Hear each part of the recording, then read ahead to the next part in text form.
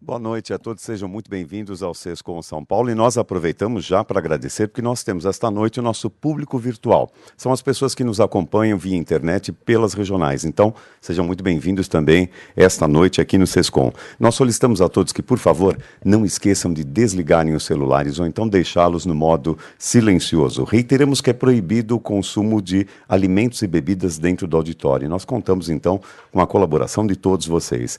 Lembramos que a participação nesta palestra garante um desconto no estacionamento da casa. A pergunta é: quem está com o carro no estacionamento aqui do prédio da Sescom?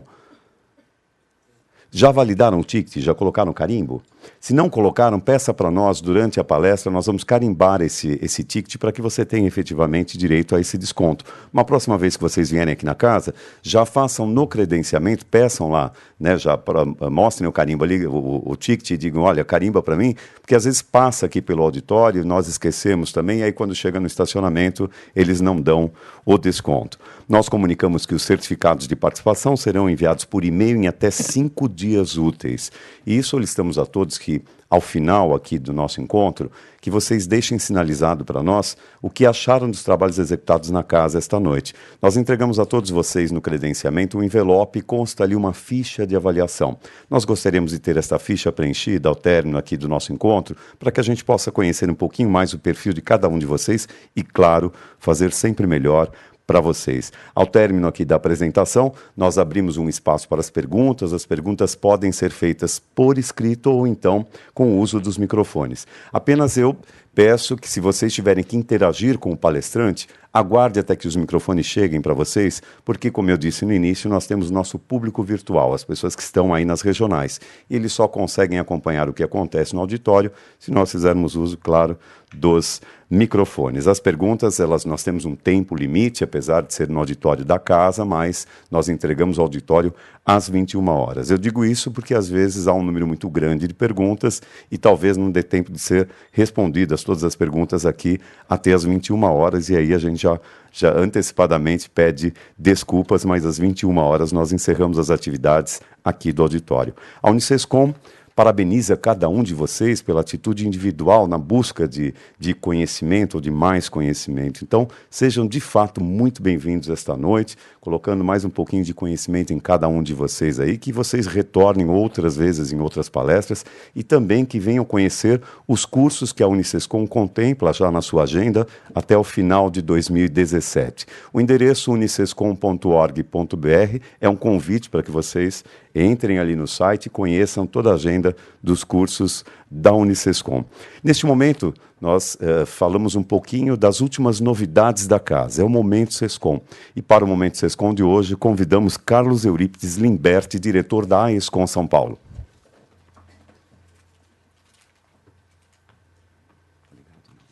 Esse aqui vai para frente, né? Aqui dá o ticket do professor. Boa noite a todos. Em nome do presidente do Sescom e a AESCOM, Márcio Massal Shimomoto, sejam todos bem-vindos. É uma grande alegria estar aqui para compartilhar conhecimento e aprender com o professor Marcelo Simonato. O tema: os pilares do sucesso profissional. Lindo, não? Esse tema é maravilha. Como o Maurício falou, o Momento Sescom é uma forma que a entidade tem de divulgar as suas ações para os seus associados e filiados. Vamos lá. O primeiro aqui é no dia 7 e 8 de agosto, no Centro de Convenções Frei Caneca. 600 empresários participaram do 7º GESCOM, que é o Seminário de Gestão da Empresa de Serviços Contábeis. O tema era Olhar Global, Ação Local. A palestra magna foi feita pelo jornalista australiano, uma palestra internacional aqui, ó, especialista em softwares de contabilidade online e tecnologia na nuvem, Shoyto McPherson. O tema, olha só o tema: o futuro da contabilidade e as razões pelas quais o modelo de negócio dos contadores está mudando. Ninguém tem dúvida disso, né? Realmente, com a tecnologia, não dá mais para fazer como nós fazíamos antigamente a contabilidade, né? nós tínhamos 4 painéis. O primeiro painel foi Finanças, Oportunidades, Risco, Prospecção e Novos Negócios. O segundo painel foi um painel de tecnologia, com o Demi Matsu, também falou um pouquinho do futuro da nossa profissão. O terceiro painel, Práticas Internacionais de Gestão, Gustavo Lucena, da Deloitte, ele falou um pouquinho sobre IFRS, né? E o último painel, Fusão e Aquisição como Estratégia de Negócio. Aqui foi um momento muito feliz, por quê? Porque o nosso diretor de Jundiaí, Rodrigo Alexandre Oliveira, ele falou um pouquinho sobre como ele fez a cisão da empresa dele, a fusão da empresa dele com outros escritórios de contabilidade. Foi uma bela experiência. E além do Luiz Mota, também da KPMG, que falou um pouquinho sobre esse tema. Nós tivemos aqui no SESCOM, no dia 10 de agosto, uma audiência pública com o coordenador Eduardo Almeida Mota. Essa é uma proposta inovadora, isso é bacana.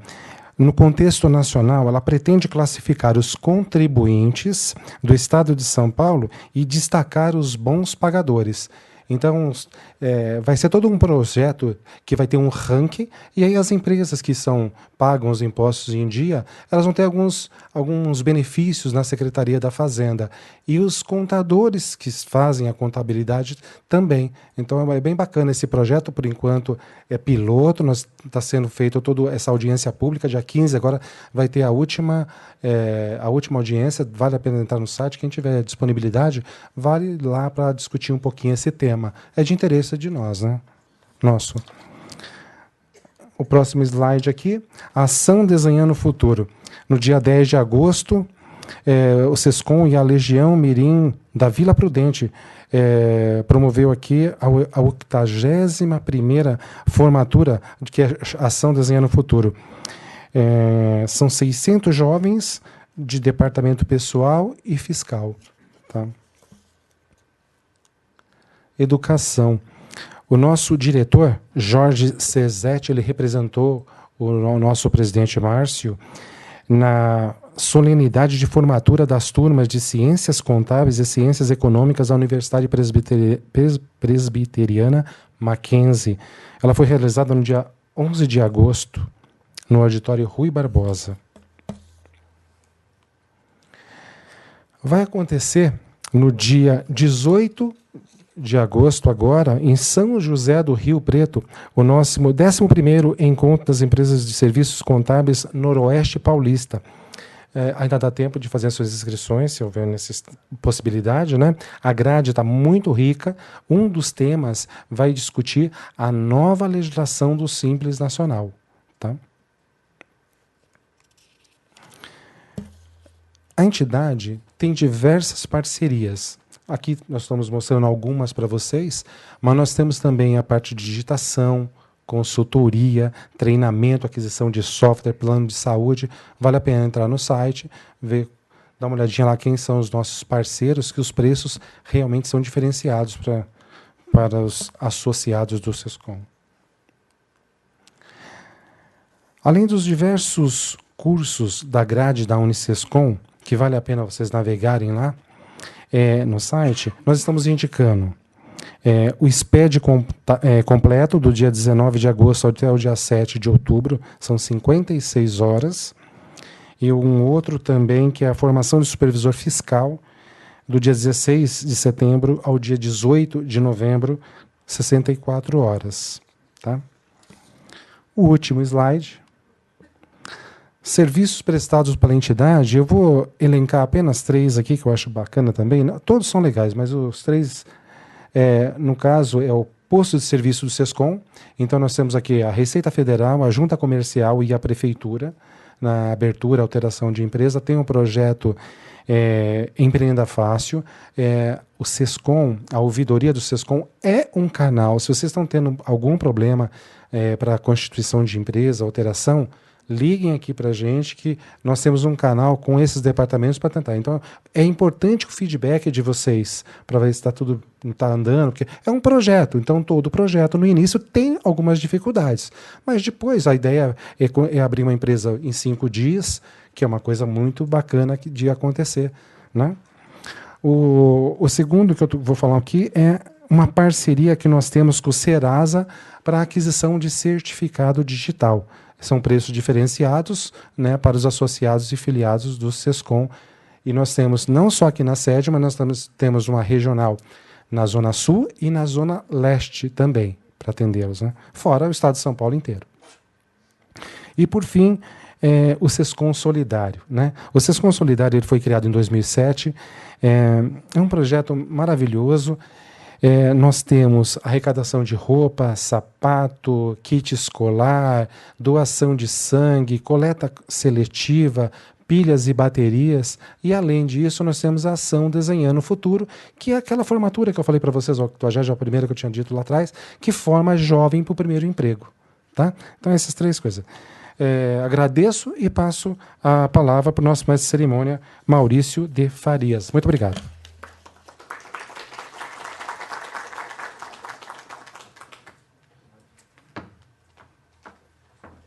Nós agradecemos as palavras do senhor Carlos Eurípides Limberti, diretor da ESCOM São Paulo. O tema de hoje, Pilares do Sucesso Profissional, e nós temos a honra de receber, a primeira vez aqui neste auditório, formado em Administração de Empresas, tendo 2 MBAs em Finanças pela Fundação Getúlio Vargas e em Gestão Empresarial pela La Salle University da Filadélfia, Marcelo Simonato.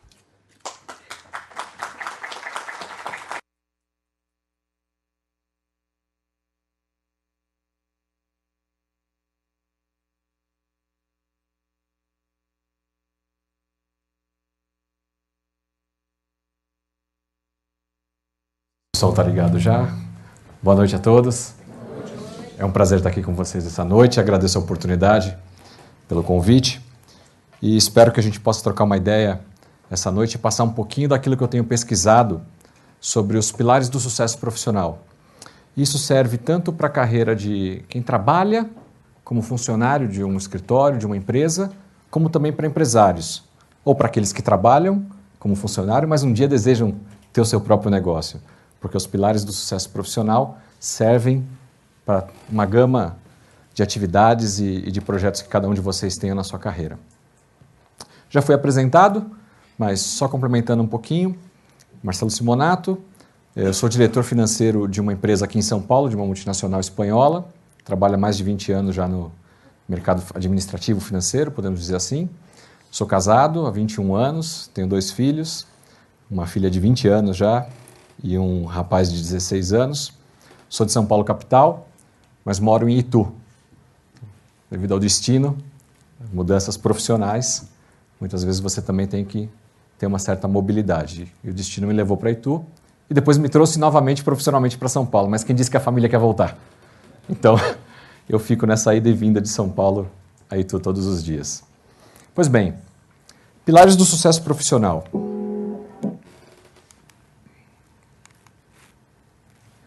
Difícil falar de sucesso, porque cada um de nós entende sucesso de uma forma diferente.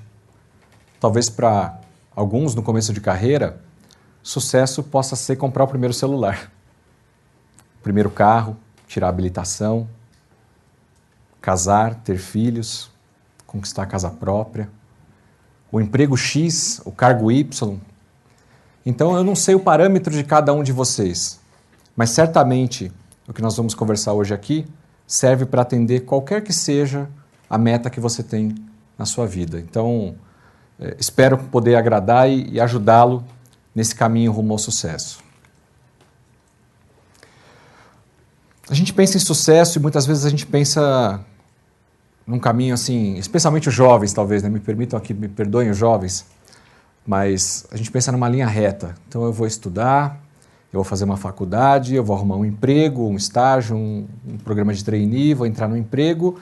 Em alguns anos eu vou chegar naquele cargo que eu gostaria. Ou então eu vou abrir uma empresa e vai dar tudo certo, e em X anos lá na frente eu vou ter isso, eu vou ter aquilo. É muito bonito. Planejamento nós devemos fazer realmente. Mas aqueles que já viveram um pouco mais sabem que a vida não é bem assim, que nós passamos por altos e baixos. Vem crise econômica, vem crise política, vem uma gravidez não prevista, como no meu caso, minha esposa, ainda quase que adolescente, vem uma doença na família, vem uma separação dos pais, enfim, muitas coisas podem acontecer. E aquilo que você traçou como uma linha reta, que daqui 5 anos, 10 anos eu ia atingir, muitas vezes você vai ter alguns vales, algumas pontes, algumas coisas para atravessar. Mas que são importantes, porque nos ajudam, com o passar dos anos, a ter um pouco mais de experiência, de maturidade para enfrentar novos desafios que ainda virão.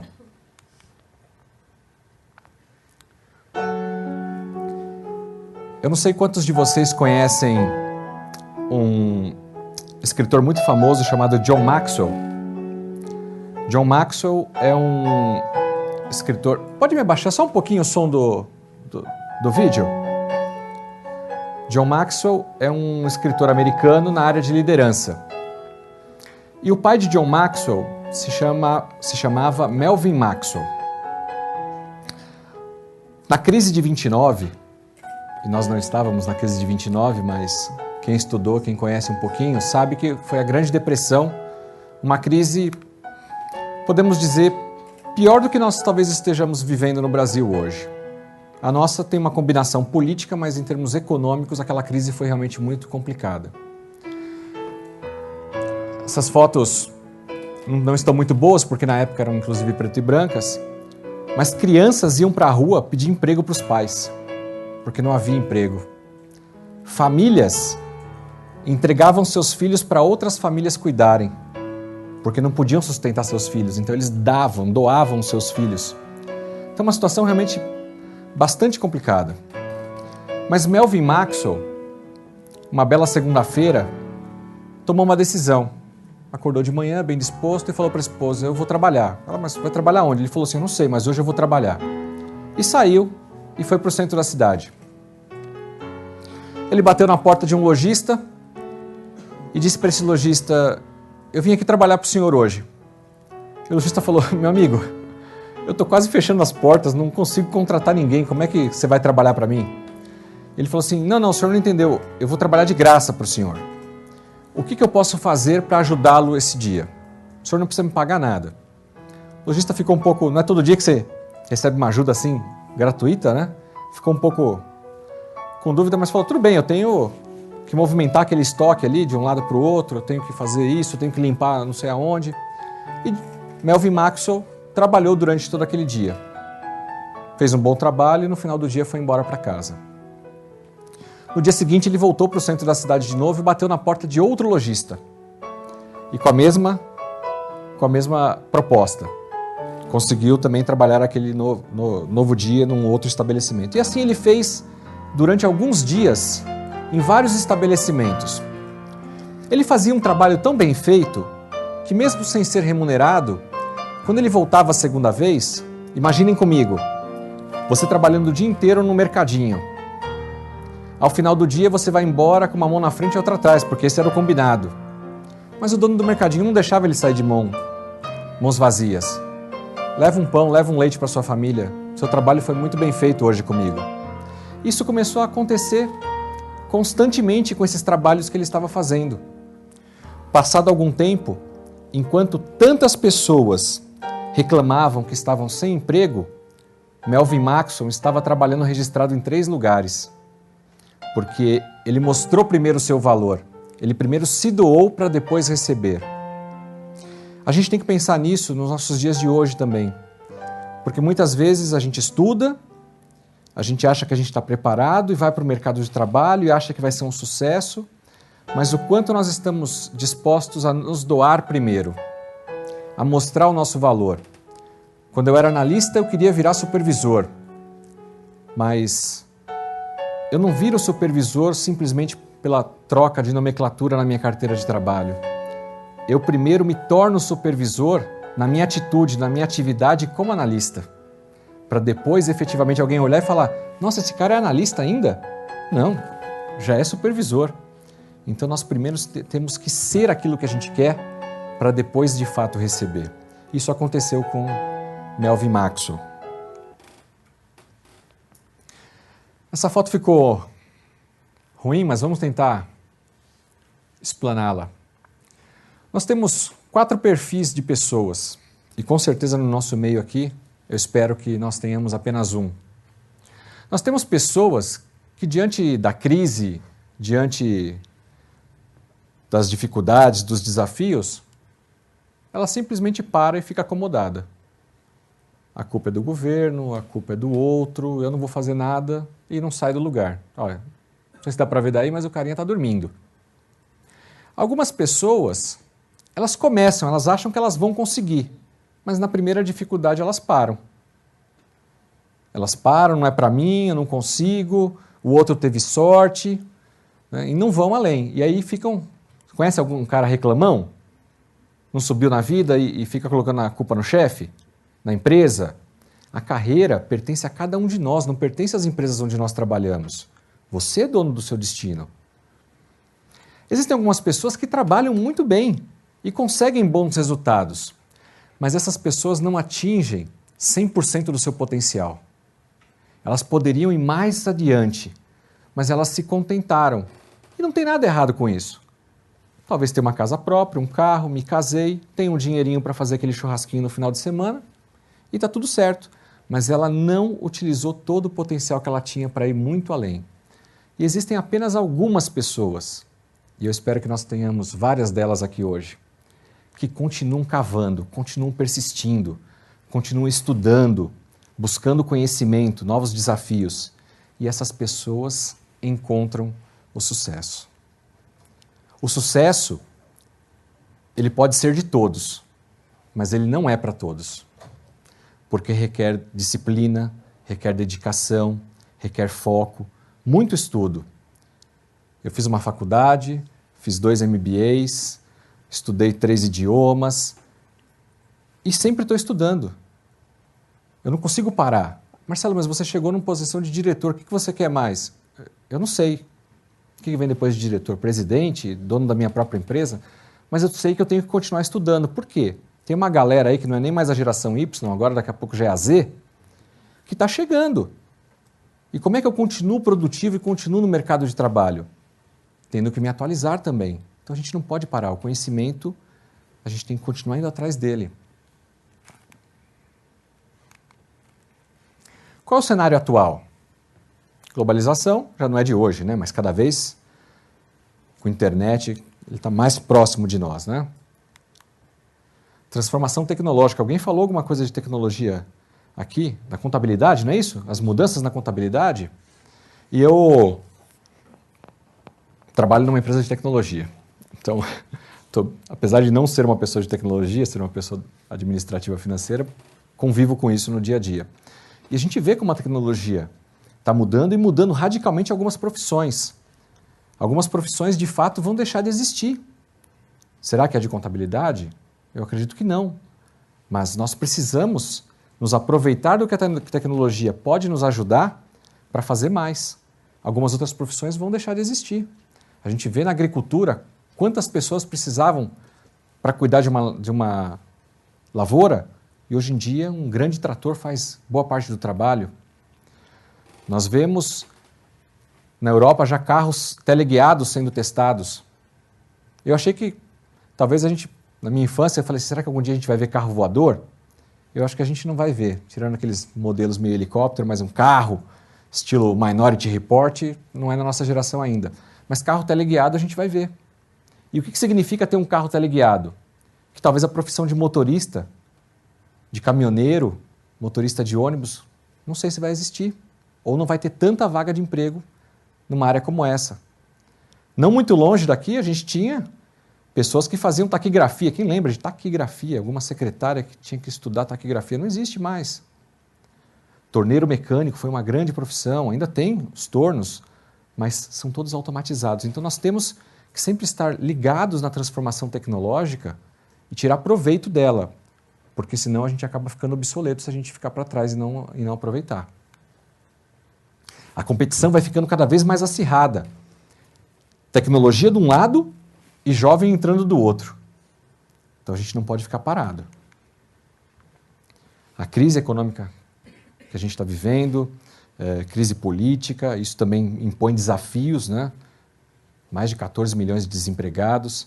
E aí existe um paradoxo, que você tem 14 e poucos milhões de desempregados e alguns milhões de empregos. Como é que pode isso? Eu tenho um monte de vaga de emprego lá na minha empresa e eu não acho o candidato ideal. E tanta gente desempregada. Não é uma conflitante? Então alguma coisa está errada. Será que os candidatos não estão se preparando para o que as empresas necessitam hoje? Será que os empresários estão muito exigentes? Eu acredito que as duas coisas estão corretas. Mas quem leva a pior? O empresário que não consegue o colaborador ou o colaborador que está desempregado e que vai continuar desempregado? Nós precisamos estar atentos a isso. Olha aí, o desemprego. Como que a gente pode ter sucesso diante de um cenário como esse?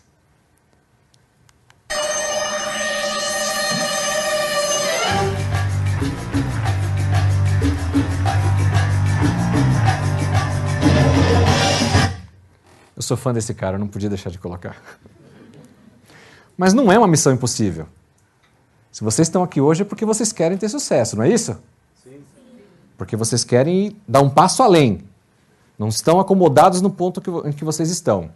Então a primeira coisa que vocês vão fazer amanhã, eu não sei quantos aqui são empresários, quantos aqui são profissionais que trabalham em alguma empresa, mas falem para os outros que vocês participaram dessa palestra. Tem alguns amigos meus de fábrica que começaram a estudar. Pô, legal, você é mecânico, eletricista, enfim. Decidiu entrar numa faculdade de engenharia, olha que coisa bacana. Falei, e aí, você já contou para o seu coordenador? Não, achei melhor não. Mas como? Você tem que falar para os outros que você está buscando conhecimento, que você está buscando melhorar. Se você guardar só para você, esse conhecimento fica inútil. Isso tem que ser mostrado para os outros que você quer ir além. Eu gosto muito dessa frase e uso no meu dia a dia, desse chinês aí, Confúcio, que diz que quando a gente não sabe alguma coisa, a gente deve buscar aprender. E depois que a gente sabe, a gente deve buscar compartilhar com os outros. Então, um pouquinho que eu sei, eu vou tentar compartilhar com vocês. E aquilo que vocês aprenderem hoje aqui, compartilhem com outros, né? Continua fazendo a roda girar.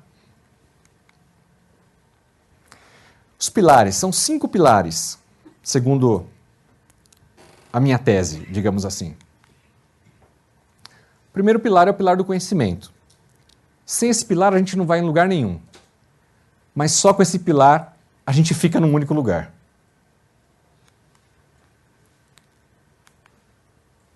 Hoje nós temos uma série de formas de receber informação.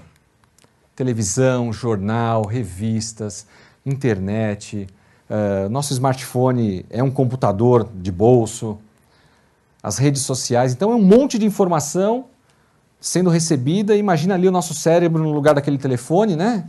E sendo bombardeado com informação. Qual que é o problema disso? A velocidade da informação é muito maior do que a nossa capacidade de absorção. Até porque a gente não tem tempo de ficar parado e só recebendo essa carga de informações. E o que está acontecendo hoje é que a gente vai para uma rede social, e aí qualquer uma delas, Facebook, Instagram, LinkedIn, e a gente recebe frases bacanas de autores, né, pensamentos, e a gente lê uma frase lá, uma outra, curte aqui, compartilha. E a gente está se enganando achando que isso está se transformando em conhecimento.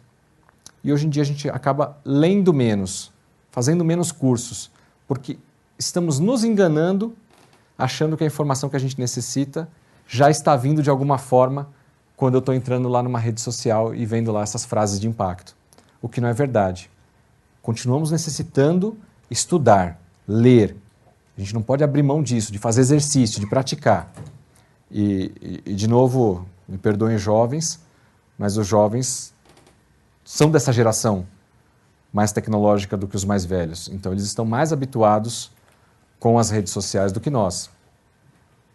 Tem muita coisa boa na rede social? Lógico que tem. Tem que tirar todo o proveito delas, mas não pode ser a única fonte de conhecimento, de obtenção de informação. Só para vocês terem uma ideia, o ano passado, 2016, por minuto. Quase 21 milhões de mensagens foram trocadas por WhatsApp. Quase 3 milhões de vídeos vistos por minuto. 700 mil logins no Facebook. Então, é um frenesi por cada um dos principais redes sociais e sites, aplicativos utilizados em um minuto.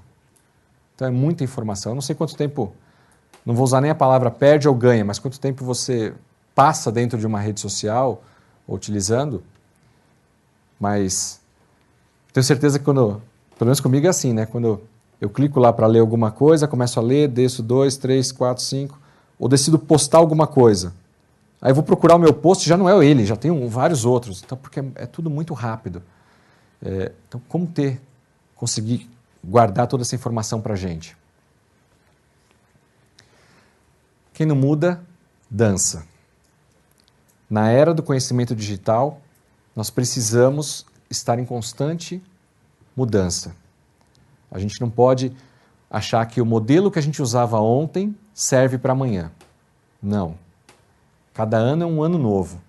Então, meu escritório trabalhava de tal jeito, eu fazia essa atividade assim, eu aprendi desse jeito, sempre foi assim. Essas frases têm que sair do nosso vocabulário. Porque as coisas estão mudando. E nós precisamos mudar para que a gente não se torne obsoleto, para que a gente não fique para trás. Precisamos ter criatividade. E criatividade no contexto digital está em olhar para as coisas de uma forma diferente. Pensar fora da caixinha.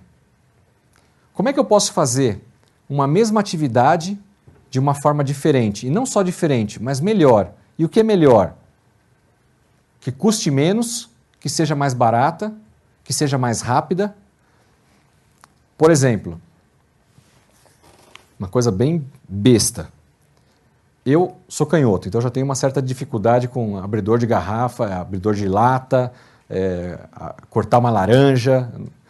Mas eu aprendi que cortar uma laranja, você pega a laranja e começa, né, a rodar ela e vai descascando. É o jeito que eu aprendi. Questão de um mês atrás, eu não tinha visto isso até então, e de repente vocês vão falar assim, nossa, mas isso aí minha avó fazia. Mas para mim foi uma novidade. Eu vi uma pessoa pegando essa mesma laranja e cortando em 2 pedaços assim, virou 4 gominhos, ela pegou nas pontas e fez assim. E virou quase que um gomo de mexerica grande. Falei, caramba, e eu aqui perdendo, sei lá, uns 2 minutos, quase cortando o dedo para descascar a laranja. Um jeito diferente de abrir a mesma laranja, mais rápido, mais prático. Não é verdade? Então, um exemplo bobo desse, lá na nossa atividade, será que dá para otimizar alguma coisa que eu faço? Menos papel, menos energia, menos e-mails? Não sei, mas a gente tem que pensar fora da caixinha. Como é que eu posso fazer isso de uma forma melhor? Olhar por um ponto de vista diferente. É sempre bom trocar ideia com outras pessoas, especialmente que não trabalham na nossa área, e explicar o que a gente faz. Porque aquela pessoa, sem aquele sentimento, que às vezes a gente se apega também em algumas coisas, né? E aquela pessoa, nossa, você já pensou em fazer desse jeito? Você fala, caramba. Eu já me senti até burro algumas vezes. Nossa, eu nunca tinha pensado em fazer desse jeito. Mas é bom trocar ideia com pessoas de outras áreas, que têm pontos de vista diferentes. Já pensou se alguém não tivesse pensado em voar? A gente estaria andando de barco até agora? A mesma viagem? Então, olhar por uma ótica diferente. Já falamos um pouco sobre autodesenvolvimento, a importância de estar buscando conhecimento. Não deixar na mão do outro, a empresa não pagou um curso para mim. Se a empresa pagar, ótimo, mas não dependa disso. Tem tanta coisa gratuita hoje, né? A própria internet, lá você entra em várias universidades, tem cursos gratuitos que são oferecidos, leitura. Então tem muita coisa que a gente pode fazer para aprender. Então, não coloque a responsabilidade na empresa onde você trabalha. O segundo pilar do sucesso, marketing pessoal.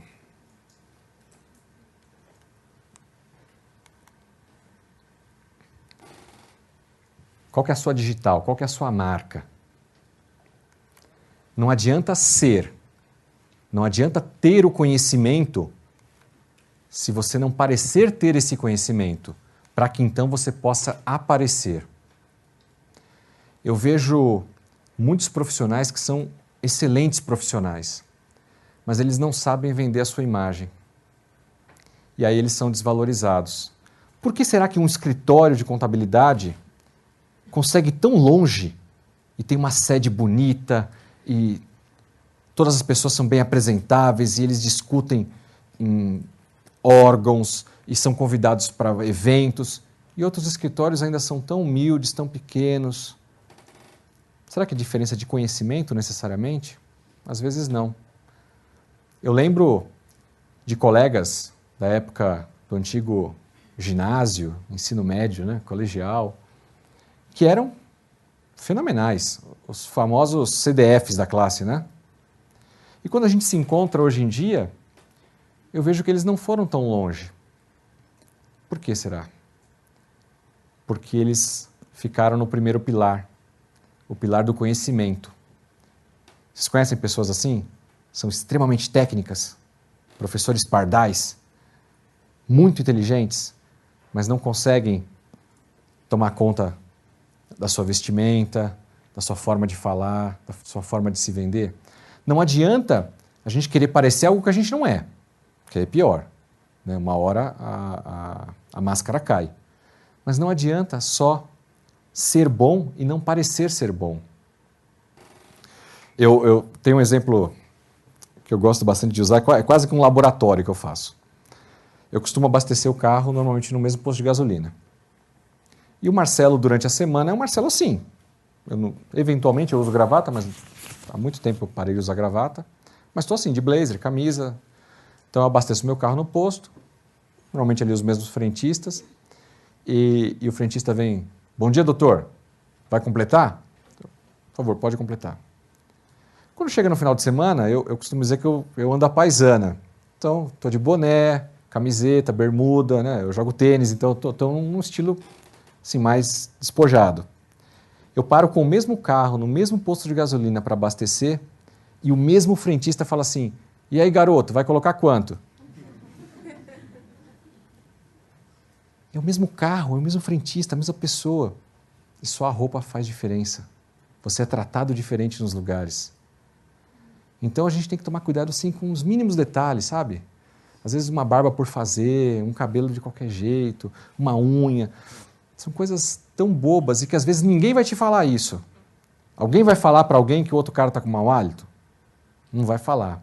Talvez a esposa, o marido, alguém muito íntimo. Mas isso pode atrapalhar a sua carreira. Então a gente tem que tomar cuidado com muitos detalhes. Muitos detalhes. Você é uma marca. Você tem que pensar nisso. Eu sou uma marca. Como é que eu quero ser lembrado pelas pessoas? Olha lá o cara do bafo. Não dá, né? Olha lá o cara que transpira e a camisa fica toda molhada. Acontece ou não acontece? Isso atrapalha a carreira. Imagina um empresário, você vai vender alguma coisa no cliente e chega lá transpirando, suando. Não dá. Ah, Marcelo, mas eu transpiro, como é que eu resolvo isso? Eu não sei, cara. Ar-condicionado do carro no último, uma camiseta branca por debaixo da camisa social, vai no médico, tem cirurgia também, dependendo da situação. Mas se isso é um problema para você, tem que tratar. Porque senão você vai ser lembrado por algo negativo. E tudo aquilo que você estudou, Marcelo, mas eu fiz faculdade, pós-graduação, falo 2 idiomas, tenho 20 anos de experiência. Ótimo. Vai continuar sendo um analista sênior, um técnico, mas não vai dar aquele pulo na carreira. Faz diferença. Não estou dizendo que todo mundo tem que andar assim, né? Porque esses daí estão mais para ator de Hollywood, né? Mas faz diferença. Olha aquela moça, até o jeito de sentar. Tem diferença. A forma como a gente senta. A forma como a voz, o tom de voz. A forma como eu almoço com as pessoas. São tantos detalhes que a gente... Seja você natural, lá na sua casa. Lá no final de semana, como eu sou, lá com o meu boné. Mas no ambiente empresarial, pense estrategicamente. Não cometa alguns deslizes, porque eles podem jogar contra você. Coerência digital. A gente já falou um pouquinho aqui das redes sociais, sobre a questão da informação, né? De como a gente pode obter informações ou não nas redes sociais, mas agora eu quero usar a rede social para falar de um outro aspecto. A pessoa que você é no trabalho, a pessoa que você é no seu currículo, a pessoa que talvez você seja no seu perfil do LinkedIn, é a mesma pessoa que está postando, compartilhando ou curtindo algumas coisas na internet? As empresas de recursos humanos estão olhando isso hoje em dia. Eu mesmo vivenciei uma situação como essa. Nós íamos contratar um advogado, tecnicamente muito bom, se apresentou muito bem nas entrevistas, e aí o RH, deixa eu dar aquela última checada, e aí foi pesquisar a vida social desse cara. E é só jogar o nome de qualquer um de nós no Google, né? Depois você joga o meu, tomara que ninguém ache nada muito ruim. Mas hoje a nossa vida é uma página aberta, e até porque nós fazemos isso com ela, né? Tudo que a gente publica fica lá. E aí a gente viu algumas postagens desse candidato, alguns compartilhamentos, algumas coisas que depunham contra o que ele disse para a gente na entrevista e contra o que a empresa acredita, né? E os valores dela, enfim. Como é que eu vou contratar esse candidato? Ele já não foi realista na entrevista conosco versus o que ele é lá fora. E vou contratar uma pessoa que não bata os valores com os valores da empresa? Não foi contratado. Na dúvida, a empresa não contrata. Tem tanta gente desempregada, vou procurar um outro. E olha aí, atrapalhando a carreira dele. Então tomem cuidado com tudo aquilo que é época de eleição, então eu sou do partido A ou do partido B. Melhor a gente não entrar nessa esfera. Sabe, porque, Marcelo, mas eu vou reclamar do PT ou do governo atual. E será que todas as empresas são de direita, são do PSDB, são do Democratas? Se você vai conversar com um cliente, com um fornecedor, ou vai procurar um emprego num lugar onde aquele cara é petista e vai pesquisar depois sobre você e vai ver que você não gosta do PT. Então é melhor evitar esse tipo de coisa. Assuntos políticos, assuntos religiosos, às vezes até de futebol. É melhor a gente evitar.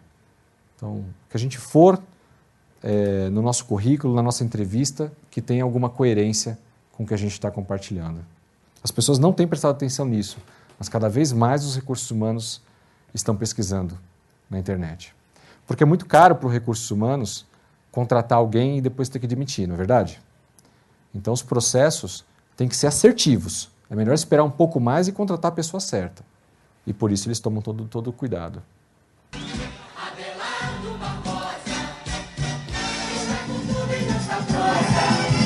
Não sei quem...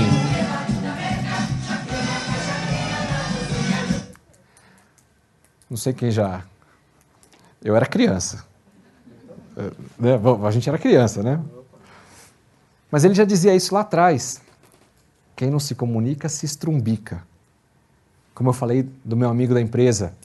Está estudando, está fazendo alguma coisa bacana? Divulga. Às vezes as pessoas têm a falsa ideia de que marketing pessoal, eu vou ficar me autopromovendo, falando de mim, vai pegar mal. Existe, sem dúvida, uma linha tênue onde a gente pode ultrapassar essa barreira e se tornar o cara chato, né? Pô, o cara fica só divulgando, fez isso, fez aquilo, olha o prato de comida que ele comeu hoje, não sei. Então, vamos tomar cuidado. Mas eu mostrar que eu estou me desenvolvendo, que eu estou buscando um artigo que eu escrevi, a gente tem que fazer isso em prol da nossa carreira. Então, se comunique. Eu sou do interior, né? Eu sou de São Paulo, já falei, moro no interior. Então, morando no interior, o pessoal lá diz o seguinte, tem que ser igual a galinha. Bota o ovo e sai cacarejando. Quem já foi num sítio, uma fazenda, se vê uma galinha sair correndo cacarejando, sabe que ela botou um ovo. Porque é isso que ela faz. Ela avisa o galinheiro todo que ela botou um ovo. Então, você fez um negócio bacana no seu trabalho, avisa todo mundo. A gente faz um baita de um trabalho, sabe, em grupo, para o nosso chefe ou para um cliente, e depois a gente não divulga. Parece que foi só mais um. Valoriza isso. Mostra para todo mundo o que você fez. Porque senão, você continua lá apagadão e todo mundo acha que você está só fazendo o seu trabalho, aquilo que você foi pago para fazer. E não, você está fazendo já muito além. Mostre aquilo que você está fazendo. Nosso terceiro pilar. networking, ou você pode chamar de rede de relacionamentos. Nunca foi tão importante ter uma rede de relacionamentos como atualmente. Antigamente a gente chamava isso de QI, né? Quem indica, protecionismo, paternalismo. Mas saibam que 63% das vagas de emprego são fechadas por indicação de alguém. Então, a gente vai lá e prepara um currículo vencedor, manda para um monte de site, entrega nas agências, mas se tiver um funcionário da empresa que tem um amigo, entrega o currículo, vai no RH, esse aqui eu recomendo. E esse cara vai... Não necessariamente ele vai ser contratado, porque, claro, vão avaliar o currículo dele, mas ele pula uma fila enorme, porque chegou. E o RH quer hoje o quê? Reduzir tempo. Então, por que o RH vai olhar 1000 currículos se eu tenho um aqui, olhei para ele, ele atende todos os requisitos e ainda tem a recomendação de alguém interno? Contratei. 63% das vagas são fechadas assim. O que dirá dos negócios? Nós temos que nos relacionar com os nossos colegas dos outros departamentos da empresa, com os clientes, com os fornecedores. Amanhã, um desses colegas pode ir para uma outra empresa, pode ser um parceiro nosso, pode ser o nosso cliente, pode ser o nosso fornecedor, pode ser o nosso chefe, né? Porque o mundo dá voltas, então é muito importante a rede de relacionamentos. E trabalhar em equipe.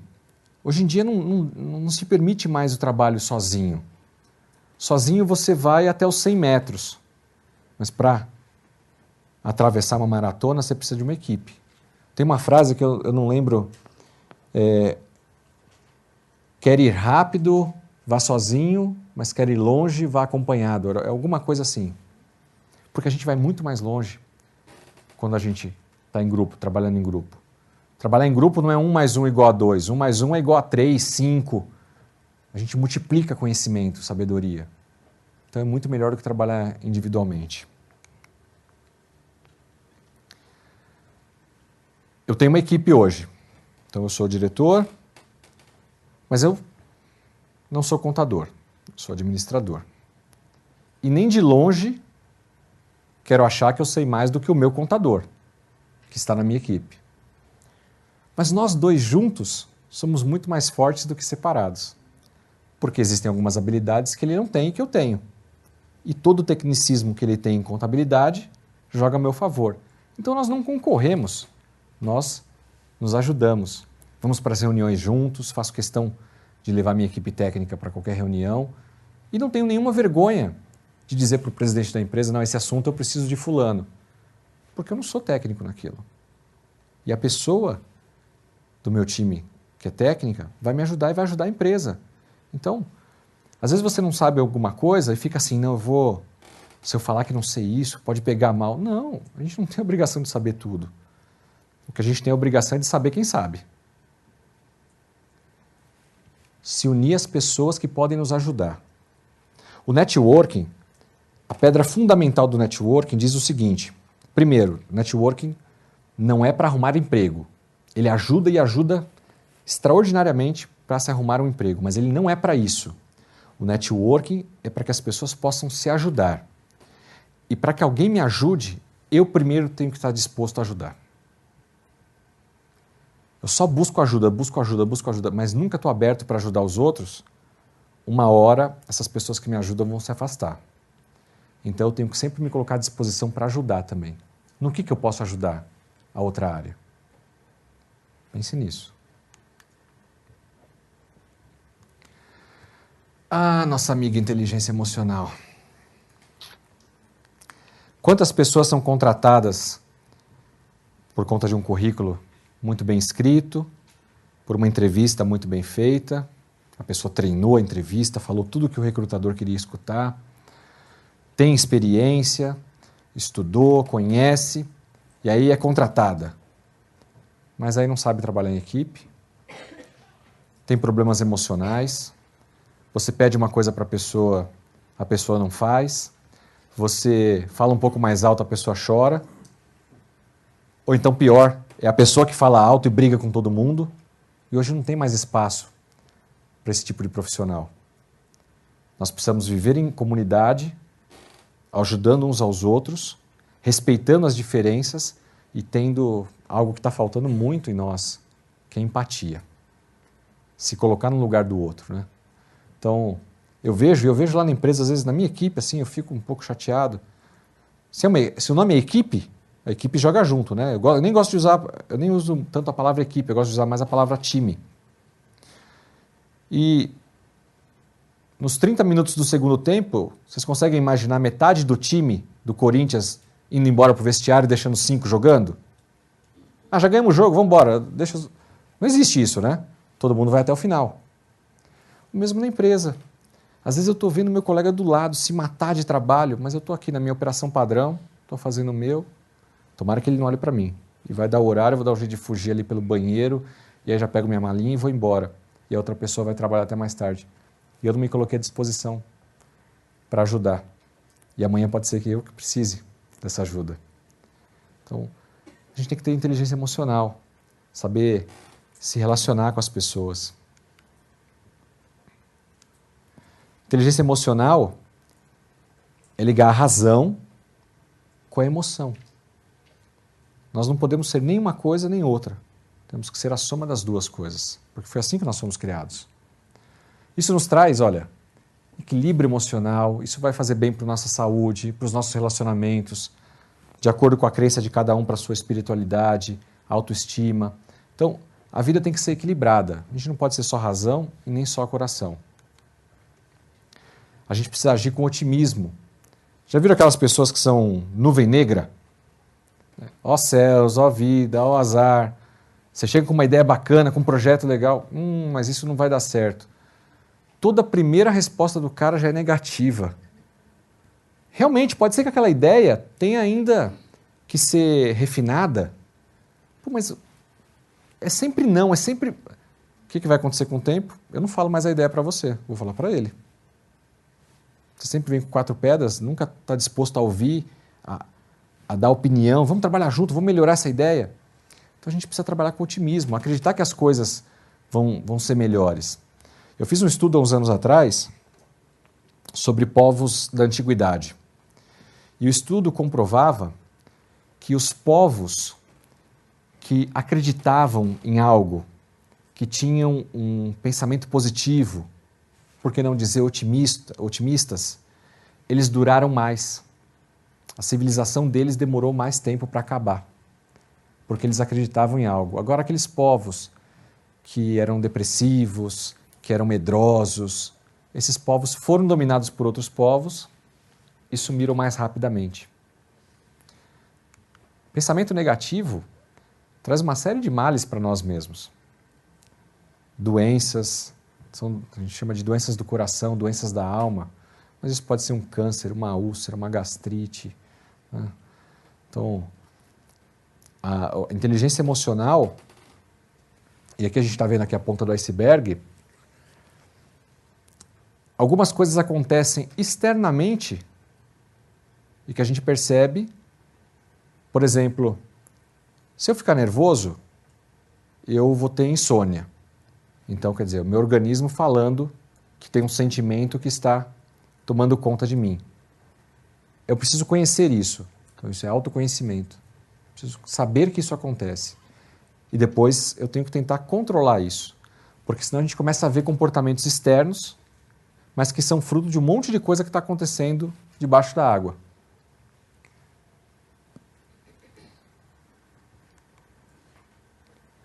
A inteligência emocional, ela tem a ver com inteligências múltiplas, conhecimentos que cada um de nós tem naturalmente. Alguns são melhores na parte lógica, outras na parte musical, outras na parte espiritual. Cada um de nós tem algumas aptidões, habilidades. Uns nasceram para ser Neymar, outros nasceram para ser Rodrigo Caio. E esse é um ponto que a gente precisa tratar quando a gente fala de inteligência emocional. Crenças limitantes ou sabotadores da mente. Normalmente eles são criados na nossa infância. Verdades que ficam no nosso subconsciente e que muitas vezes não deixam a gente ir adiante. Um exemplo básico, mas que acontece. Uma mãe que toda vez chegava para o seu filhinho e falava: vai lavar a mão, menino. Você estava pegando em dinheiro é sujo. Uma informação normal, né? O moleque estava mexendo com uma nota lá de qualquer coisa, lava a mão porque o dinheiro passa na mão de várias pessoas. Está certa a informação. O problema é que a criança não tem maturidade para entender isso. E aí o subconsciente dela liga que dinheiro é uma coisa que faz mal. Essa pessoa vai ter dificuldades financeiras no futuro. Porque ela não pode ficar com dinheiro. Pessoa que nunca tem dinheiro na carteira, nunca tem dinheiro no bolso, é essa pessoa. Ela nem sabe disso. E ela só vai descobrir isso fazendo uma PNL. Porque vai ter que buscar qual que é a crença limitante dela e fazer uma reprogramação neurolinguística. Para entender que, opa, peraí, aquilo que a minha mãe disse, agora eu entendo, não, porque o dinheiro era sujo, não porque ele faz mal. E aí a pessoa dá um novo entendimento para o dinheiro na vida, mas ela nem sabe disso, está no subconsciente. E o subconsciente fala tão alto que ele passa por cima do nosso consciente e nos sabota. Uma outra situação, 2 meninos, irmãos ali, sentado na sala, final de tarde, a mãe passando roupa, a dona de casa, marido chega do serviço, 6, 7 horas da tarde, da noite. Boa noite, boa noite. E aí, mulher, o que tem para janta hoje? A mulher, né, trabalhou o dia inteiro ali, dona de casa. Ai, amor, desculpa, hoje foi corrido, não sei o quê, eu não consegui fazer nada ainda, daqui a pouco eu vou fazer, eu estou aqui passando roupa, acabando. E aí já leva aquela dura do marido que chegou bravo do serviço, né? Pô, não acredito, você não faz nada o dia inteiro. Sabe que eu chego todo dia essa hora e a minha janta não está pronta? Ó, eu vou tomar banho. Quando eu descer eu quero a janta pronta. Cara, linha dura. A mulher larga o ferro de passar, se duvidar, queimando a camisa e corre para a cozinha. Deixa eu preparar alguma coisa para o meu marido. Frita lá um bife, um ovo, eu não sei o que ela vai fazer. As 2 crianças estão na sala, assistindo televisão, brincando. Olham para aquela cena. Sabe o que acontece? Uma criança olha e fala: meu pai é o cara. Ele chega, bota a banca, fala alto e minha mãe obedece. Eu, quando crescer, quero ser igual meu pai. Ele não falou nada disso, mas o cérebro dele raciocinou tudo aquilo em milésimo de segundos e criou uma verdade. O que esse menininho vai ser no futuro? Um outro brucutu igual o pai. O outro moleque, irmão, pode ser gêmeo, pode ser mais velho, mais novo. Olha aquela mesma cena e fala: coitada da minha mãe. Eu vi, ela trabalhou o dia inteiro. Só porque atrasou na janta, estava cuidando da roupa dele. Eu nunca vou tratar uma mulher assim. E cresce e se torna um homem diferente. Existe um autor que ele diz assim: os pais são os culpados sem culpa. Porque nós fazemos isso com os nossos filhos sem nem saber. Eu tenho certeza que eu estraguei a minha filha um monte. Eu lembro de uma cena que minha esposa, até hoje de vez em quando ela lembra.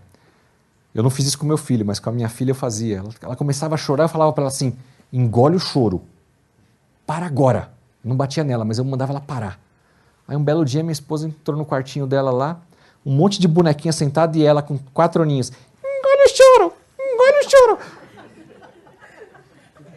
Eles guardam, eles aprendem com a gente. Então, coitada dela, vou ter que mandar ela para uma PNL já. Deve estar cheia de problema. Então a gente tem que tomar cuidado com isso, descobrir o que está impactando a gente, o nosso crescimento. Será que tem alguma verdade aí que está incrustada no seu cérebro? Eu não posso, eu não sou capaz. Tem pessoas que dizem que PNL é para aprender a falar em público. Não tem nada a ver. PNL é para reprogramar um medo, uma verdade que você tem.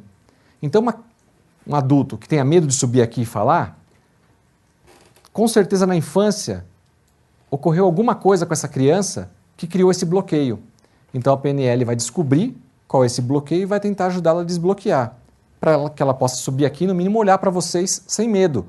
Aí a questão de falar, o que vai usar ou não, aí você vai aprender técnica de comunicação, mas não é a PNL que aprende, que te ensina a falar em público, mas ela desbloqueia o medo. É um curso muito interessante, viu? Se vocês, porventura, conheçam ou passem por alguma situação de algum tipo de bloqueio que você acha que está te impedindo de ir além, vale muito a pena. Dentro da inteligência emocional ainda, existem os nossos valores. Tem coisa que eu não vou abrir mão. A minha ética, aquilo que eu aprendi também com os meus pais, porque a gente não aprende só coisa ruim, né? Tem que ter alguma coisa boa. Então, os meus valores eu não abro mão. Isso é importante, a gente se manter firme. Toda a experiência, tudo que eu vivi na vida, bons momentos, maus momentos, exemplos bons, exemplos ruins, ajudaram na minha formação também. O que eu penso do mundo? Acredito em Deus, acredito em Buda, não sei, cada um tem uma crença. De onde eu vim, para onde eu vou. Isso também está ali, mergulhado no meu iceberg, e que o pessoal fora só vê o comportamento. Um pouquinho, bem pouquinho, de herança genética. Acho que a herança genética está mais no cabelo, na cor da pele, do que nos comportamentos, mas isso é discutível. Mas sem dúvida nós herdamos coisas dos nossos pais também. Esses são os 5 pilares dentro do pilar de inteligência emocional. Eu primeiro me conheço. Então eu sei, se aquele cara vier falar alto comigo, eu vou levantar e vou dar uma porrada nele. Eu tenho que saber que eu sou assim. Porque se eu souber, eu consigo, ali está escrito autogerenciamento, mas leia-se autocontrole, eu consigo me controlar. Então, eu não vou deixar me colocar em certas situações, porque eu sei que se eu cair naquela situação, eu vou fazer tal coisa. Então, eu me conheço e me controlo. Inteligência emocional pura. Preciso da habilidade de relacionamento com as pessoas. Automotivação. Tem uma outra palavra que está muito em moda agora também, que é resiliência. A capacidade do elástico de ser torcido, espremido, puxado e voltar ao normal. Difícil isso, né? Às vezes a gente joga essa responsabilidade no outro, espera isso do marido, do noivo, do namorado, da noiva, da esposa, da economia. Mas nós precisamos ter essa capacidade de nos automotivar. Tá um problema, tá um caos. Peraí, eu vou respirar, eu vou mudar o foco, vou pensar nisso aqui de novo daqui a pouco com a cabeça fria. Tem assuntos que às vezes você vai ter que ir para casa e voltar nele no dia seguinte e se automotivar.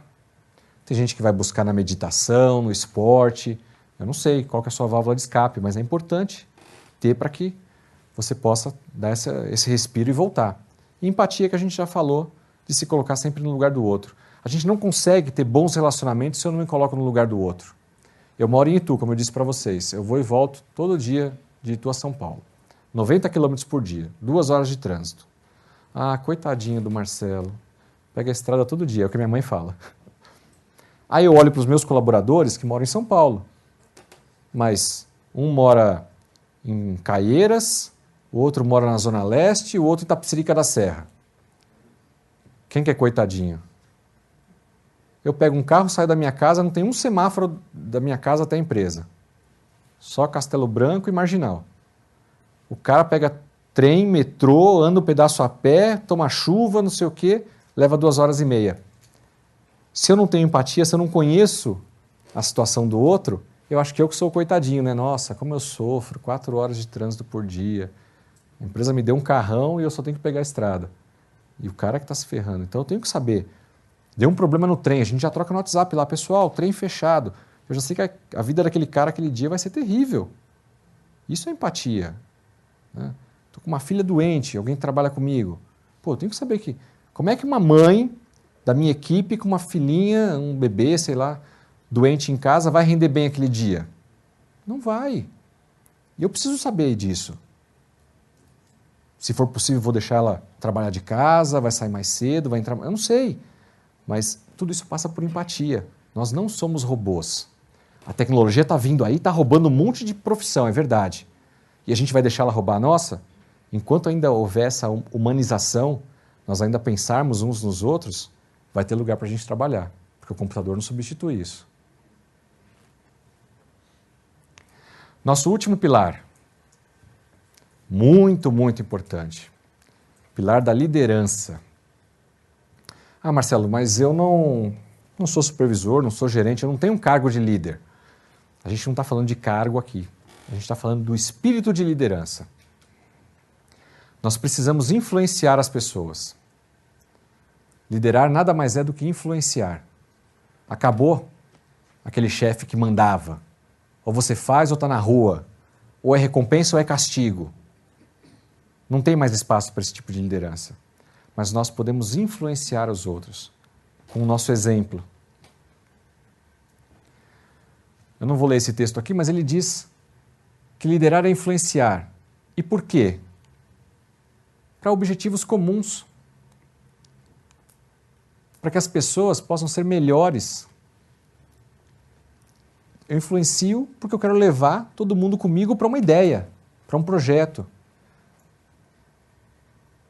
Eu sou líder de um departamento. A minha equipe tem que saber para que serve o nosso departamento dentro da organização como um todo. Eu costumo usar um exemplo na minha equipe.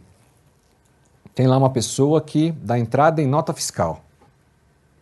E eu não sei quantas notas fiscais ele digita por dia. Aí você vai me falar assim, Marcelo, você está atrasado, hein? Agora já tem nota fiscal eletrônica, dá entrada por sistema. Mas ainda tem uma nota fiscal ou outra que chega manual. Na minha empresa tem, de tecnologia. E tem uma pessoa lá que é responsável pelo recebimento fiscal. Deve ser um trabalho maravilhoso, né?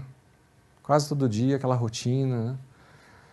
Se eu não apoio essa pessoa e não dou um entendimento para ela de qual a importância da atividade dela num contexto muito maior, para onde aquilo que ela faz vai na sequência, qual que é a cascata da entrada daquela nota, aquele trabalho por si só vira um trabalho que pode ser totalmente automatizado. Agora, quando ela entende um contexto maior, um contexto de equipe, e eu pego a equipe e dou um contexto maior de empresa, e como que o nosso departamento influi no resultado da empresa, a gente passa a se sentir mais importante. Eu acho que não é o caso de vocês, mas tem gente que consegue trabalhar numa empresa e não conhece o produto da empresa. Eu não sei se sou enxerido, curioso, mas eu nunca consegui trabalhar em algum lugar que eu não fosse na linha de produção. Saber como é que era feito o produto, conversar com o pessoal da fábrica. E eu não sou engenheiro, não sou técnico, né? Mas eu acho interessante conhecer o processo todo, porque aquilo pode me ajudar na parte administrativa, ou eu, como administrativo, posso ajudá-los de alguma forma também, em algum tipo de redução. Então, uns influenciam os outros. Quero que a equipe faça alguma coisa, eu tenho que fazer primeiro. Pula aí, pula aí. Eu não, cara, eu vou cair. Agora, se eu pular e mostrar que é possível, os outros vão na sequência. Então, eu tenho que dar o exemplo, tem que partir de mim. Sem entrar no campo religioso, hoje se fala muito também do líder servidor. Depois daquele livro Monge Executivo, né, que trouxe isso bastante à tona. E quem não leu também eu recomendo muito que leia. Livro bastante interessante. O líder hoje, ele está para servir a sua equipe. Eu não sou, como eu já disse, técnico mais nas atividades, mas eu tenho que fazer com que a minha equipe jogue da melhor forma possível. Eu tenho que dar as melhores ferramentas para que eles trabalhem. Chefe, meu computador eu dou um enter e posso tomar um café. E eu quero que esse cara seja produtivo. Eu tenho que dar um equipamento adequado para ele. Condições de trabalho, não sei se é a mesa, se é a cadeira, se é material de escritório, mas eu como líder eu tenho que estar atento a toda a infraestrutura necessária para que o meu time jogue da melhor forma possível. E eu percebo hoje em dia que os líderes não estão preocupados com isso. Marcelo, mas eu não sou mandão. Eu influencio, de vez em quando eu chamo na minha sala. Já começa por aí, né? Hoje em dia as empresas estão quebrando cada vez mais essas barreiras. Eu mesmo não tenho sala. Então, o líder tem que estar no meio de todo mundo ali, conversando e ouvindo e vivendo. Eu já trabalhei numa empresa que para falar com o meu chefe tinha que passar por 2 secretárias, parecia gabinete de presidente. O cara não tinha a menor noção do que acontecia no back-office, porque não está no dia a dia. Então a gente tem que estar junto, almoçar junto, conversar, dar feedback, ouvir. Nós não somos o dono da razão, da verdade, então escutar a opinião dos outros. Agora, o líder não pode abrir mão de tomar decisões, porque isso cabe a ele, é para isso que ele está ali. Mas ele também não é dono da verdade, ele pode escutar os outros e melhorar a decisão que talvez ele tenha para tomar. Então, vamos ser servos dos nossos liderados. Tem um livro do Rancharan que chama Pipeline da Liderança. E ele divide a liderança em, se não me engano, cinco degraus, vamos dizer assim. No primeiro degrau, nós somos líderes de nós mesmos. O que ele quer dizer com isso? Não importa se você tem um cargo ou não, mas para você ser líder de si mesmo, você cumpre com aquilo que você combinou com você mesmo. Sabe aquele regime que a gente promete começar na segunda-feira e nunca começa? Eu não estou sendo líder de mim mesmo, eu não consigo cumprir algo que eu combinei comigo mesmo. Eu vou na academia 3 vezes por semana e nunca começo. Eu vou entregar aquele relatório tal dia e procrastino, em atraso. Eu não sei na empresa de vocês, mas eu estou ficando velho, eu estou ficando chato com algumas coisas. Mas na empresa que eu trabalho, instaurou-se uma mania de todo mundo chegar atrasado nas reuniões. A reunião é 9 horas, não é 9h15, não é 9h30, é 9 horas. Quando eu comecei a trabalhar, tudo bem que a chefia que eu tinha na época era daquela autoritária. Mas quem chegasse atrasado tinha que fazer a ata, levava uma bronca na frente de todo mundo, porque o horário é horário. Então, eu tenho que cumprir com os meus horários, com as minhas obrigações. Ser líder de mim mesmo é cumprir com aquilo que eu me propus a fazer. Seja na entrega do trabalho, seja nos horários, seja nas atividades pessoais, porque senão eu não vou conseguir dar o próximo pulo, que é ser líder de uma função. Como é que eu vou dar o recebimento de notas para um cara que o cara não consegue chegar no trabalho todo dia no horário? Que o cara perde papel? Não vai ser líder dessa função nunca. Agora, ele faz um bom trabalho naquela função, eu vou ser o melhor recebedor fiscal desse país. Pô, legal. Aí, o que vai acontecer? Começa a ter volume, eu vou colocar um ajudante para ele. Opa, já começou a ter ali um subordinado, né? Às vezes é um analista sênior com um analista pleno, júnior, ele nem tem cargo ainda. Acontece assim na empresa de vocês ou não? Né? Às vezes a gente não tem nem o cargo, mas já está sendo supervisor de alguém. E legal, é assim mesmo que começa. Já começa a liderar outras pessoas. É um teste para mim também, eu também estou aprendendo a liderar outras pessoas. Sem toda a responsabilidade que tem em ser líder de alguém. Porque quando você é líder de alguém, você é responsável pela carreira daquela pessoa. Você não é mais só responsável pela sua carreira, mas pela carreira daquela pessoa, pelas férias daquela pessoa, pelo aumento, né, pela dor de barriga, por tudo que acontecer com ela. Essa pessoa não está preparada para isso ainda, então ela está ali liderando, ensinando o trabalho, estando junto, mas ainda tem um chefe que está cuidando dessas partes de recursos humanos, vamos dizer assim. E eu continuo crescendo. Em vez de 1 ou 2 pessoas, eu já passo a ser líder de um grupo, talvez de um departamento, né? Até que finalmente eu chego a ser líder de líderes. Eu sou um diretor que tem os gerentes abaixo, eu sou um gerente que tem os supervisores abaixo, eu sou um presidente que tem diretores. Cada um desses degraus requer uma série de conhecimentos, de estratégias diferentes. O que levou você até o degrau onde você está hoje não é suficiente para te levar para o próximo degrau. Você pode ter certeza. Um analista, por melhor que ele seja, só se a empresa não tiver o critério muito claro de promoção. Mas ele vai chegar ao nível sênior e se ele não tiver algumas habilidades adicionais, ele não deve virar supervisor. Ou se virar, ele não vai ser um bom supervisor. A mesma coisa um supervisor, um coordenador, um chefe, um líder, para o próximo step da carreira dele, que é virar gerente, se ele não tiver algumas outras habilidades necessárias, ele não consegue virar gerente. E assim por diante, diretor. E talvez eu tenha chegado no meu limite, eu não vou virar presidente. Por quê? Porque eu não tenho habilidade comercial e um presidente precisa ter habilidade comercial. Mas eu preciso saber disso. O que me falta, qual é o gap. E se tiver no meu planejamento estratégico querer virar presidente, o que eu tenho que fazer?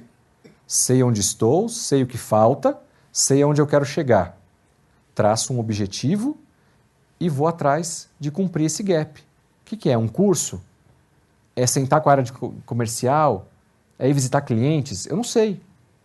Por quê? Porque esse não é meu objetivo. Então eu não fui atrás. Mas se o seu objetivo é ir para o próximo step, veja o que aquele step demanda E qual a sua situação hoje? E o que falta entre um e outro? E trabalhe para chegar lá. Porque só ficar sentado na sua cadeira, fazendo um ótimo trabalho, que eu tenho certeza que vocês fazem, não é suficiente para levar vocês para o próximo step. Precisa de um pouquinho a mais. Qual nível cada um de nós está?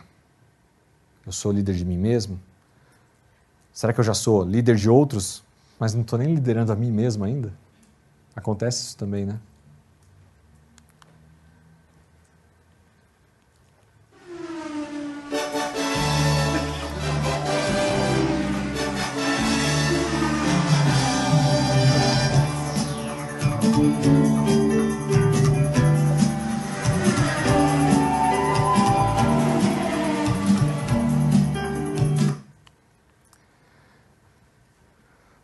Eu vejo essa musiquinha, eu fico um pouco triste aí, mas ela é motivadora.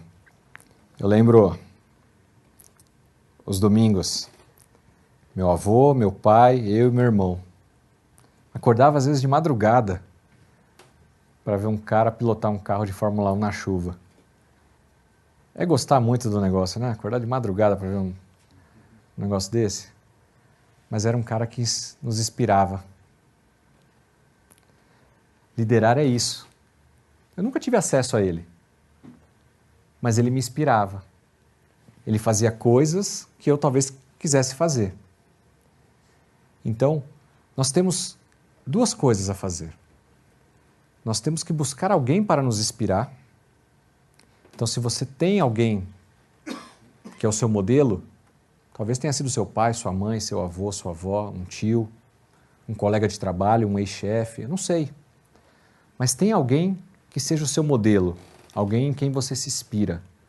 E assim como aquele ditado do Confúcio, que quando a gente não sabe a gente busca aprender, mas depois que a gente sabe a gente busca ensinar, não tenha só um modelo ao qual se inspirar, mas se torne um modelo para alguém. Eu tenho sido mentor de muitos jovens. Eu gosto muito de trabalhar com jovens. E eu falo para eles... Eles chegam para mim, né? Nossa, muito obrigado, você está me ajudando muito, não sei como te pagar. Eu falei assim, você não tem que me pagar. Sabe por quê? Um dia eu fui jovem e alguém me ajudou. E a única coisa que eu estou fazendo é compartilhando isso, ajudando você. Eu quero que daqui 10, 20 anos, você também faça isso por outro. Então, isso é um recado para vocês também. Busquem alguém, se você não tem ainda, mas que você possa se espelhar, exemplos bons, mas também seja exemplo para alguém, porque tem tanto jovem chegando com ambição de trabalho, querendo crescer na carreira, estão super acelerados, achando que vão ser diretor amanhã com 5 anos de trabalho, né? E eu não gosto da revista Você S.A. por causa disso, porque eles só mostram os casos de sucesso, né? E a gente sabe que para um caso de sucesso tem 1 milhão que não deram certo. E aí o jovem sai da faculdade achando que vai explodir. E alguns vão, mas não é naquele tempo que ele acha que vai ser. E aí pega esse cara debaixo do braço e seja o mentor dele. Eu tenho 40 anos de idade e eu tenho um mentor. Meu pai foi meu mentor por muito tempo, mas meu pai é do setor industrial. Então chegou um momento que até por conta da carreira ser diferente, ele passou a não ser tanta referência profissional para mim. Continuou sendo, sem dúvida, uma referência como pai, como trabalhador, como homem, mas no ramo ali que eu precisava executivo, não. Então eu fui buscar num grande executivo, num grande presidente, uma pessoa para me espelhar. E ele é meu mentor até hoje. Então eu aprendo com ele e replico para outros mais jovens. Façam isso também.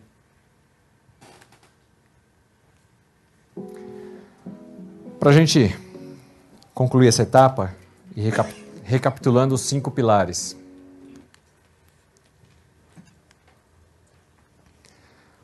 Onde cada um de vocês quer chegar, só depende de cada um de vocês.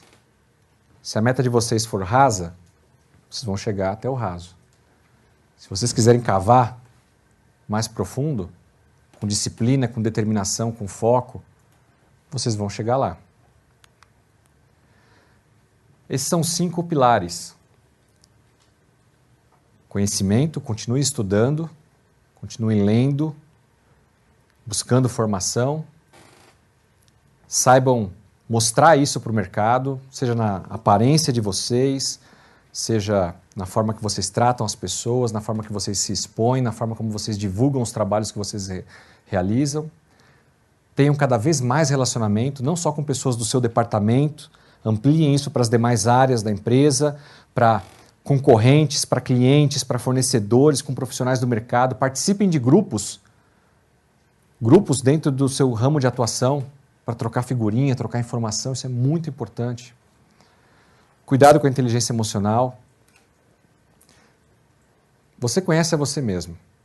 E se você acha que tem algo aí dentro em você que precisa ser mudado em termos de inteligência emocional, busque ajuda, porque isso pode te atrapalhar na carreira. Meu pai é um cara super estourado. O único, não vou dizer o único, mas assim, o grande defeito, acho que, da vida dele. Muito estourado, muito enérgico. E eu tenho certeza que ele podia ter ido mais longe e não foi por causa dessa atitude. Não sei o que cada um de vocês tem. Em termos de inteligência emocional, agora eu me lembrei, uma vez eu perdi uma oportunidade. Tem mais uns minutinhos para contar uma história? Eu participei da seletiva do programa Aprendiz. Lembram do Aprendiz, do Roberto Justus? Do segundo programa. Eu estava assistindo a final na casa do meu cunhado, do primeiro programa, porque foi um programa diferente, né? Quando saiu a primeira versão aqui no Brasil. Então eu assistia, porque eu aprendia muito lá com os candidatos, Roberto Justus, sentando a porrada nos caras, falando, nossa, esse cara é louco. Mas o que ele ensinava ali fazia sentido. E aí quando deu a final do programa, eles divulgaram que estava aberta a inscrição para o Aprendiz 2. Eu falei para o meu cunhado, e aí, o que você acha? Vamos entrar. Aí a gente entrou no site, preencheu lá uns dados básicos de currículo e mandamos. Passou uns 6 meses, 7 meses, recebi uma ligação. Tudo bem, aqui é do programa Aprendiz, você foi pré-qualificado para as entrevistas do programa. Eu falei, da onde? Aprendi. Ah, lembrei. Então você tem que vir aqui no Hotel Hilton, em São Paulo, amanhã, venha bem trajado e você tem 30 segundos para fazer uma apresentação pessoal. Só me disseram isso. Caramba. Tá bom, fui para casa, conversei com a esposa, e aí, participa, não participa? Ela falou assim, vai lá, no mínimo vai ser uma experiência. E mal sabia eu que ia poder estar contando isso para vocês aqui depois de uns 15 anos, né? Cheguei lá no Hotel Hilton, tinha 200 pessoas, assim, na maioria jovens, todos muito bem alinhados, né? Falei, caramba, o negócio é sério. Ainda bem que eu tinha ido de terno e gravata. Mas você começa a conversar com um grupinho aqui, outro grupinho ali, aí um fez MBA não sei aonde, o outro fala não sei qual idioma, não sei o quê, e eu, caramba, que fria que eu fui me meter. Tô ferrado. Aí levaram o grupo para um anfiteatro, assim, e aí tinha uma banca examinadora, o Roberto Justus não estava, era um grupo de funcionários dele, e deram algumas regras. Falaram, olha, todo mundo vai se apresentar, 30 segundos para se apresentar, depois que todos terminarem, vocês vão descer, e aí daqui 15 minutos, cada um de vocês vai ligar num ramal e vai dar o seu nome. Se você passou para a próxima etapa, nós vamos dizer, pode subir. Se não, obrigado e já vai embora. Era assim. Então todo mundo se apresentou e aí teve de tudo ali. Teve cara que fez mágica, teve outro que fez malabarismo, um dançou capoeira. 30 segundos os caras imaginaram que tinha a ver com marketing e tinha que aparecer de algum jeito. Eu, no meu jeito bem simplório, eu peguei os 30 segundos que eu tinha e fiz meio que cantando uma modinha sertaneja, contei a história da minha vida. E deu certo em 30 segundos. Descemos todo mundo. Depois cada um foi ligando, passei dessa fase. Aí subimos, a segunda fase, eles tinham uma caixa cheia de tranqueira e cada um tinha que ir lá e pegar um item na mão. Depois que você pegasse o item na mão, eles falavam assim, você tem 2 minutos para criar um slogan para esse produto que está na sua mão. E falar para o grupo. Eu lembro que eu peguei um saca-rolha.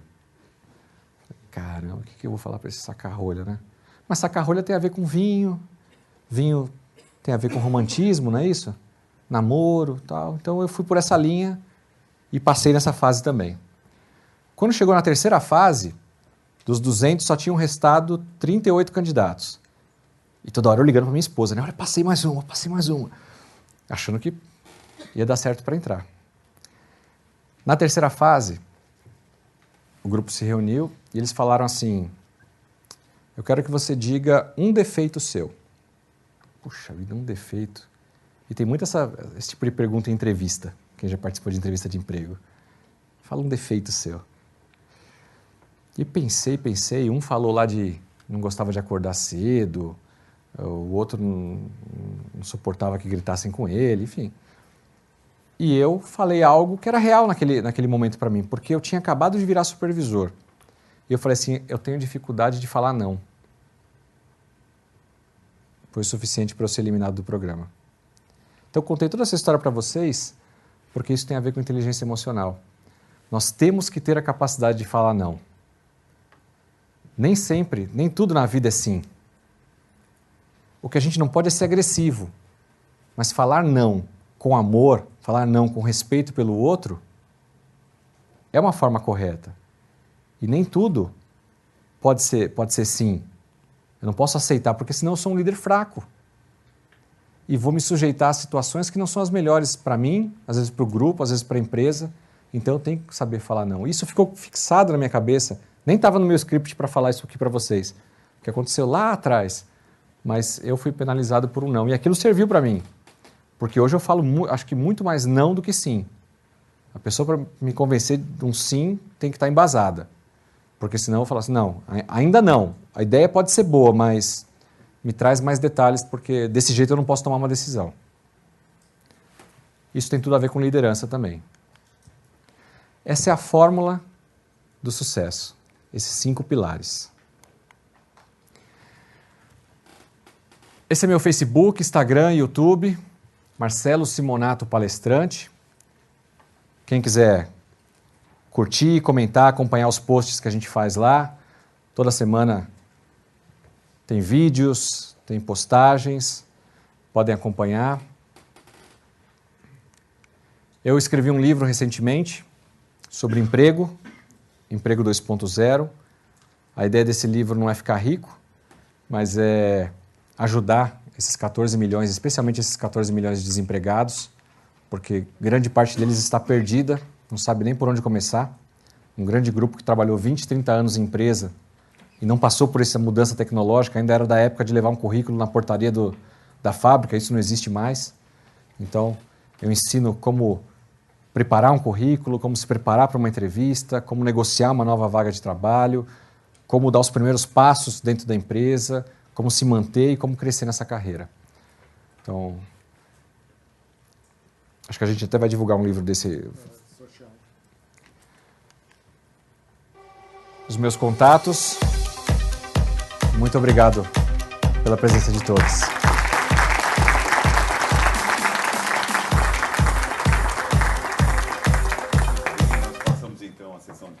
Respostas, nós convidamos então o nosso diretor, o senhor Carlos Eurípides Limberts, que será o moderador. Lembrando que as perguntas podem ser feitas por escrito ou então com o uso dos microfones, mas aguardem até que os microfones cheguem, porque nós temos aí nosso público nos acompanhando das regionais. Nós vamos fazer sim um sorteio aqui do livro, então, do Marcelo Simonato, Emprego 2.0, mas antes eu gostaria de convidar o nosso diretor a entregar um troféu de participação ao nosso palestrante de hoje. É a primeira vez que ele vem aqui nesta casa, então muito obrigado pelo pouco, né, desse vasto conhecimento que ele tem, porque em 1 hora, 1 hora e meia é muito pouco tempo para passar tudo isso para vocês. Mas, por favor...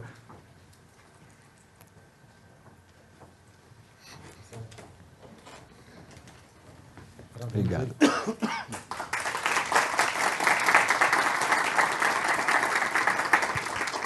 Vocês receberam, então, um papel lá no credenciamento, você tem um canhotinho, nós temos um aqui na urna. E vamos ver quem é o vencedor de hoje, né? Quem vai levar este livro.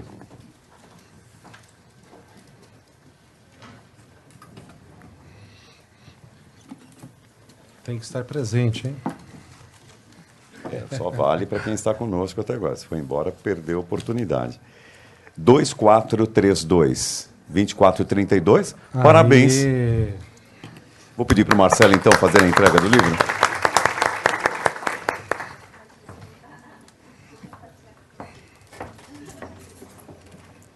Não, sucesso já chegou para você. Enquanto vocês se organizam aqui para as perguntas, eu quero deixar um dado bem interessante. Esta noite, lá no começo, lá no Momento Sescom, nosso diretor falava sobre os trabalhos executados pela casa, né, os serviços prestados pelo Sescom. E um deles é o Sescom Solidário, onde nós arrecadamos doações e destinamos, então, às entidades cadastradas neste programa. Esta noite vocês estão participando do Sescom Solidário à medida que trouxeram doações. Agora nós estamos aí com as doações de calçados, né? Então, esta noite arrecadamos 20 pares de calçados que serão destinados a essas entidades. E eu quero pedir uma salva de palmas a vocês que estão nos ajudando aí nesta empreitada. Muito obrigado. Palavra, então, com a mesa aí, aguardando as perguntas de vocês. Marcelo, maravilha. Eu vou falar por aqui. Fica à vontade. Que foi melhor. Parabéns aí pela tua didática, esse monte de informação que você nos apresentou. É um momento de reflexão. Acho que precisamos mesmo pensar, né, nisso. Uma vez a gente trabalha muito com números, né? Contador é complicado. E eu estava assim, uma chave do sucesso. Eu até marquei aqui, método de construção de sucesso. Sucesso é igual a um método mais mentor mais intensidade. O que você acha disso? Eu acho que para qualquer lugar que a gente vá na vida, a gente precisa ter um método. A gente precisa se planejar. Então, tem um estudo, que inclusive eu li isso já há algum tempo atrás, no livro O Segredo da Mente Milionária. Mas ele voltou à tona agora recentemente, que ele diz que nós somos a média das 5 pessoas com quem a gente mais convive. Então, quando eu penso em planejar minha carreira, se eu sou a média das 5 pessoas com quem mais eu convivo e eu quero crescer na carreira, o que eu tenho que propositalmente fazer? Buscar me relacionar com pessoas que estão onde eu quero chegar. Não é uma amizade, um relacionamento falso, mas é algo planejado. O que essas pessoas pensam? O discurso é diferente. Agora, eu sou um analista ou eu sou um estagiário e fico andando só com os estagiários. Nós vamos conversar ali sobre a faculdade, nós vamos conversar sobre alguns assuntos de jovens, é natural. Mas eu nunca busquei sentar com o meu gerente, com o meu diretor, para saber o que ele pensa, pedir uma opinião, ser um mentor. Né? Então, nós precisamos nos achegar propositalmente às pessoas daquele patamar onde nós queremos chegar. Então, e para isso a gente precisa de uma estratégia. Eu estudo, eu vou arrumar um emprego, mas o que eu preciso fazer para chegar nas próximas etapas? É com planejamento. Então, eu preciso de 5 anos de experiência. Ok, então eu estou sujeito a trabalhar como analista por 5 anos. Mas a próxima posição precisa que tenha 5 anos de experiência e que tenha um idioma. Não adianta eu querer buscar o idioma no 5º ano. Eu tenho que fazer isso antes. Eu vejo também muitas pessoas hoje em dia que estão terminando a faculdade e já ingressando na pós-graduação. Nada contra. O estudo é ótimo, tem que estudar mesmo. Mas se você não fala um idioma, dê preferência ao idioma do que a pós-graduação. Porque lá na frente a empresa vai pedir alguém que tenha graduação e idioma. E se você tem graduação, pós-graduação, MBA e não tem idioma, você vai perder uma série de oportunidades. Então, é colocar no seu planejamento estratégico de futuro as etapas que você precisa cumprir para chegar aonde você quer. E tendo um mentor, qual que é a vantagem de ter um mentor? É a pessoa que vai meio que te cobrando, é o seu consciente ali, que vai, você fez isso, você fez aquilo, não, vai por aqui. É a pessoa com o seu confidente, o qual você pode trocar ideias. Porque, aqui eu vou abrir um parênteses em relação a mentor e coach. Os dois são ótimos, mas são bem distintos. O mentor é alguém, e se você for buscar um mentor, busque alguém que tem experiência, que vivenciou aquilo pelo qual você deseja chegar. Então, um grande médico, eu estou estudando medicina, então vou procurar um grande médico para ser o meu mentor. Não vou procurar um advogado. Já um coach, ele não precisa necessariamente ser alguém com experiência naquela área de atuação, mas ele é uma pessoa excelente para fazer perguntas certas e tirar de você as melhores respostas. Então, essa é a diferença de um mentor para um coach. De acordo com o que você queira, é melhor utilizar um ou outro. Se você tem um bom modelo dentro da sua área de atuação, busque um mentor. Se você ainda tem uma série de indefinições, eu não sei se eu sigo na carreira de contabilidade, eu não sei se eu abro um negócio próprio, eu não sei se eu mudo para uma outra atividade, talvez um coach possa te ajudar mais. Por quê? O mentor vai falar da carreira, da experiência que ele tem nesse mesmo setor que você. Ele não vai te orientar a abrir uma padaria. E o coach pode te ajudar a ir para um outro caminho. Então, são trabalhos diferentes, mas tão importantes e que podem ajudar qualquer um de nós. Eu recomendo realmente que todos tenham alguém com mais experiência que possa ajudar. Uma pessoa de confiança que você possa desabafar. Porque a gente, às vezes, pensa em fazer isso com o nosso chefe, mas vai chegar uma determinada situação que vai haver conflitos para o próprio chefe em falar determinados assuntos conosco. Talvez um mentor vai te falar assim, olha, está na hora de você sair dessa empresa. E o seu chefe não vai poder falar isso para você. E no planejamento estratégico, muitas vezes você vai ter que sair dessa empresa. Porque para dar aquele próximo passo, você já está pronto para aquele próximo passo e a empresa que você está talvez não tenha posição para você. E você vai ficar esperando e a coisa não vai acontecer. Um mentor, um coach vai te falar assim, por que você não abre as portas e procura outra coisa? Então alguém de fora é importante. Legal. Você tem alguma restrição do mentor ser alguém da família? E aí eu vou dar um outro exemplo, enquanto você vai pensando na resposta. Tinha um colega nosso aqui no sindicato, que a filha dele só queria estudar, viajar e conhecer países e tal. E ele não tinha mais condições de bancar aquilo, né? E aí ele tentava explicar para ela, adolescente, ela não entendia, ele não tinha a didática para convencê-la a não fazer mais isso, porque não dava mais para fazer. E aí ele contratou um mentor, uma mentora, uma mulher, né? Em, assim, 5, 6 reuniões, né? Essa adolescente, ela foi convencida, né, de trabalhar, ela conseguiu os recursos para ela buscar aquele sonho e objetivos que ela tinha. Não simplesmente o pai ter dado tudo, né? Então foi a primeira vez que eu ouvi o mentor. Eu ouvia muito coach, né? Mentor nem tanto. E agora eu participei dessa história e eu lembrei agora. Quis compartilhar com vocês. Eu acho que é válido um familiar, desde que não seja pai e mãe. Okay. Santo de casa não faz milagre, já viram isso, né? Eu tenho tentado ser mentor da minha filha e acho que é melhor eu continuar sendo pai. Porque nos assuntos profissionais e a forma como eu aplico testes e as reuniões com os meus mentorados, eu não consigo fazer com a minha filha.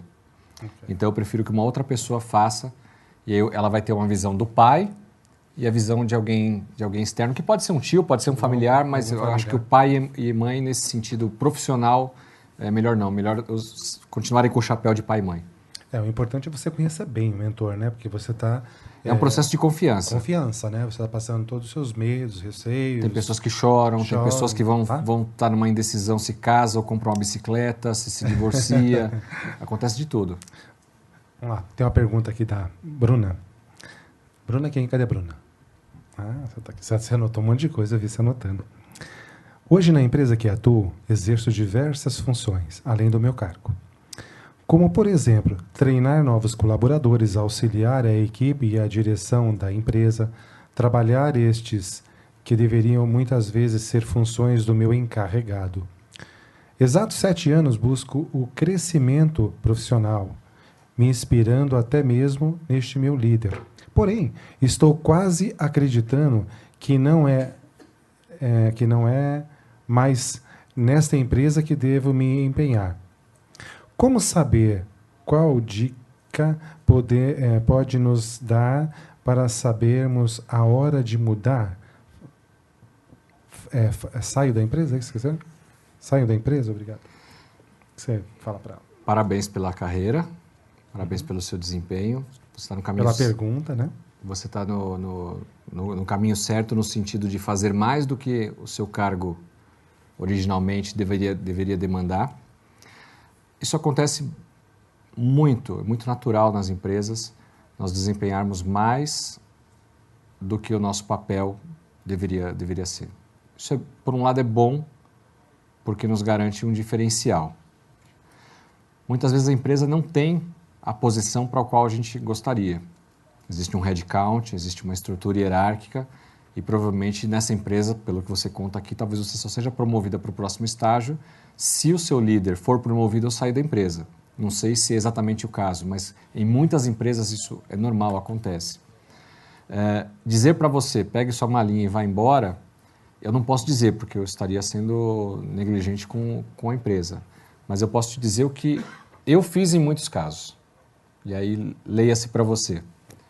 Trabalhei durante 5 anos numa empresa, fui líder de pessoas, sem ter o cargo de liderança, gostava da empresa, gostava da minha função, gostava do meu chefe, mas via que ali não tinha espaço.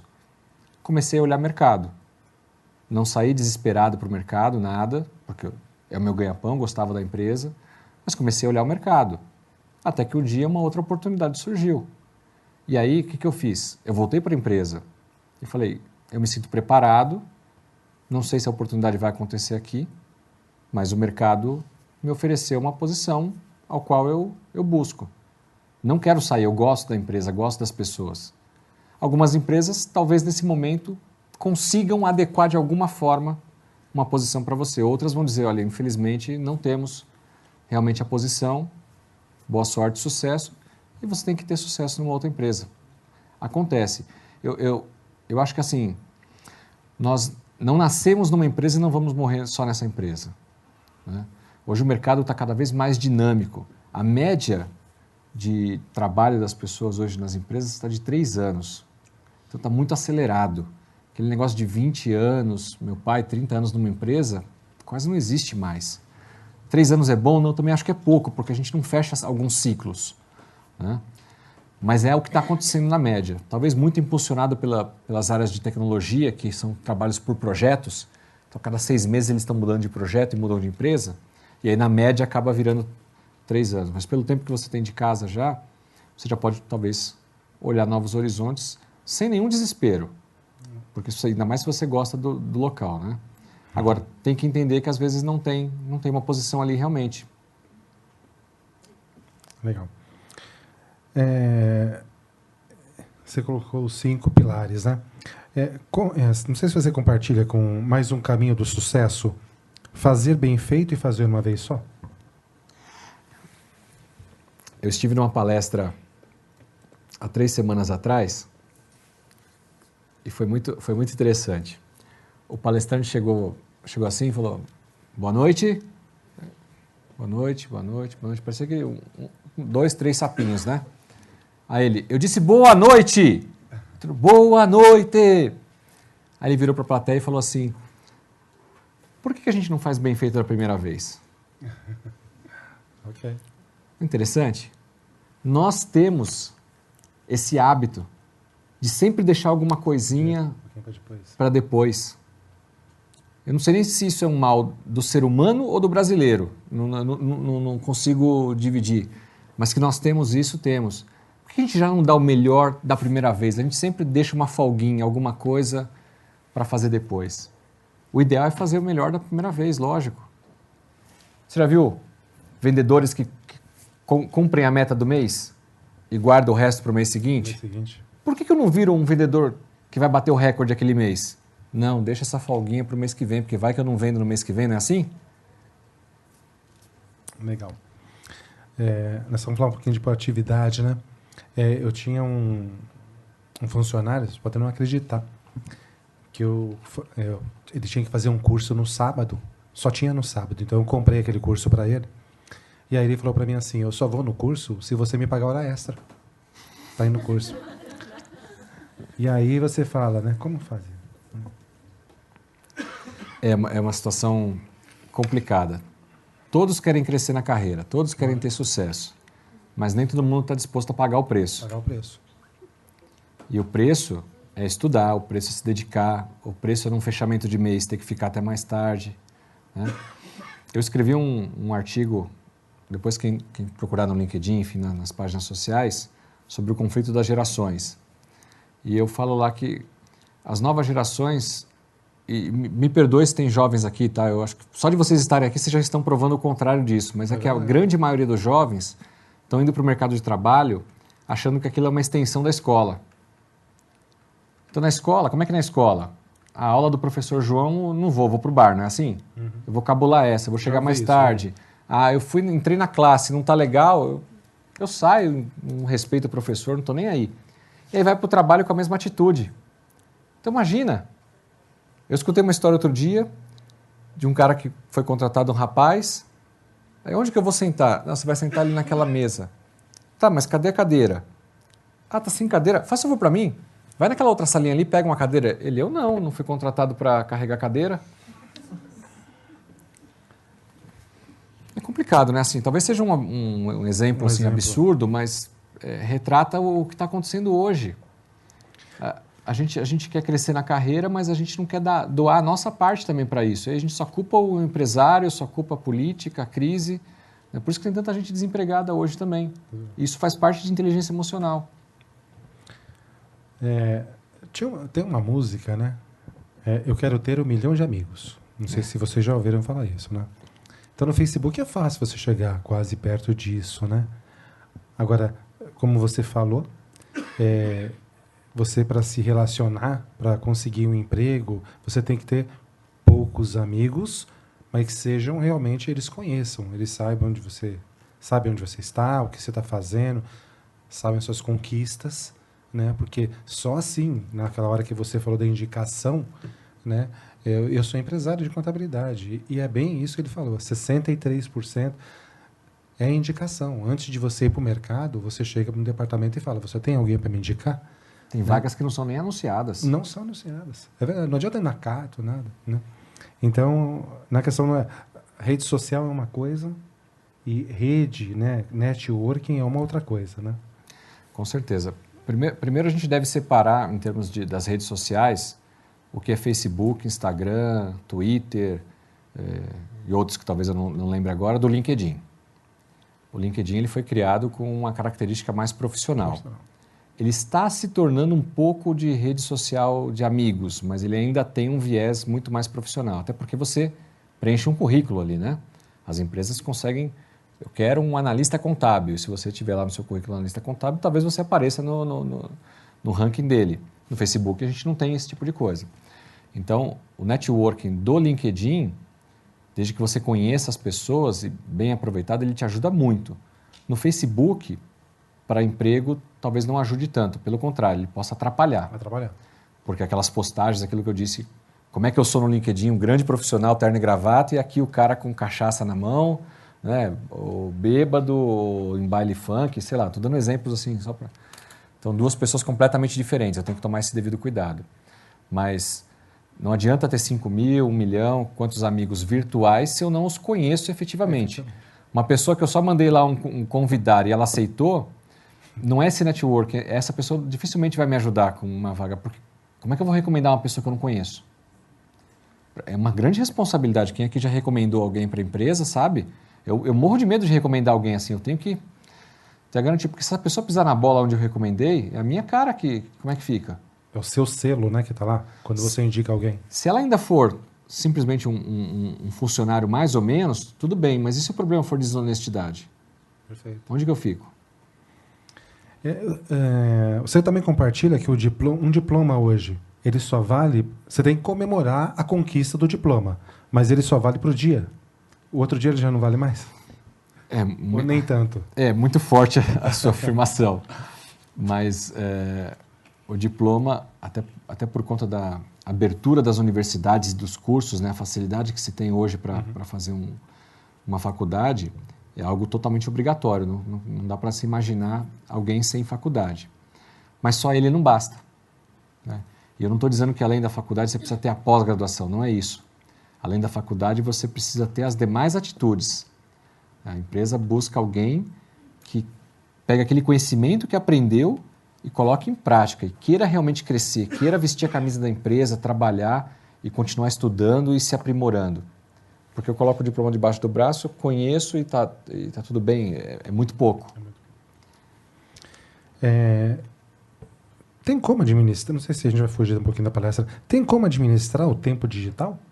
Tem uma ferramenta, alguma coisa? Porque a gente fica lá naquela correria. Eu trabalho numa empresa de tecnologia hoje. E eu vou abrir um parênteses. Meu primeiro emprego foi numa empresa, não vou falar o nome, mas foi uma empresa de cigarros.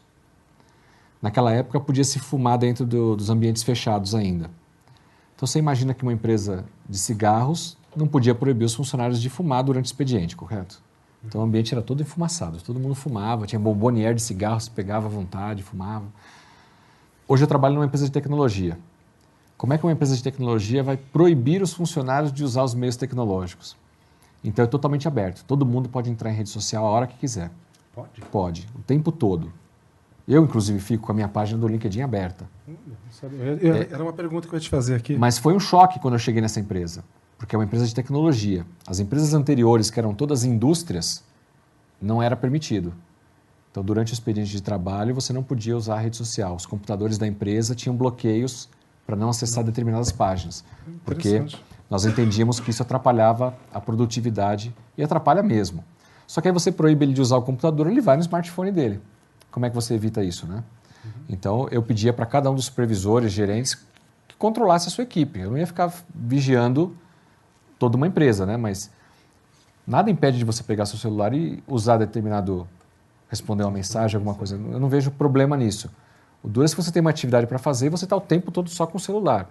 Ou então uma equipe trabalhando, imagina aí você aqui trabalhando no meu computador, você no seu, e toda hora o seu celular apitando, e toda hora você pega, toda hora você não está produzindo, está me atrapalhando.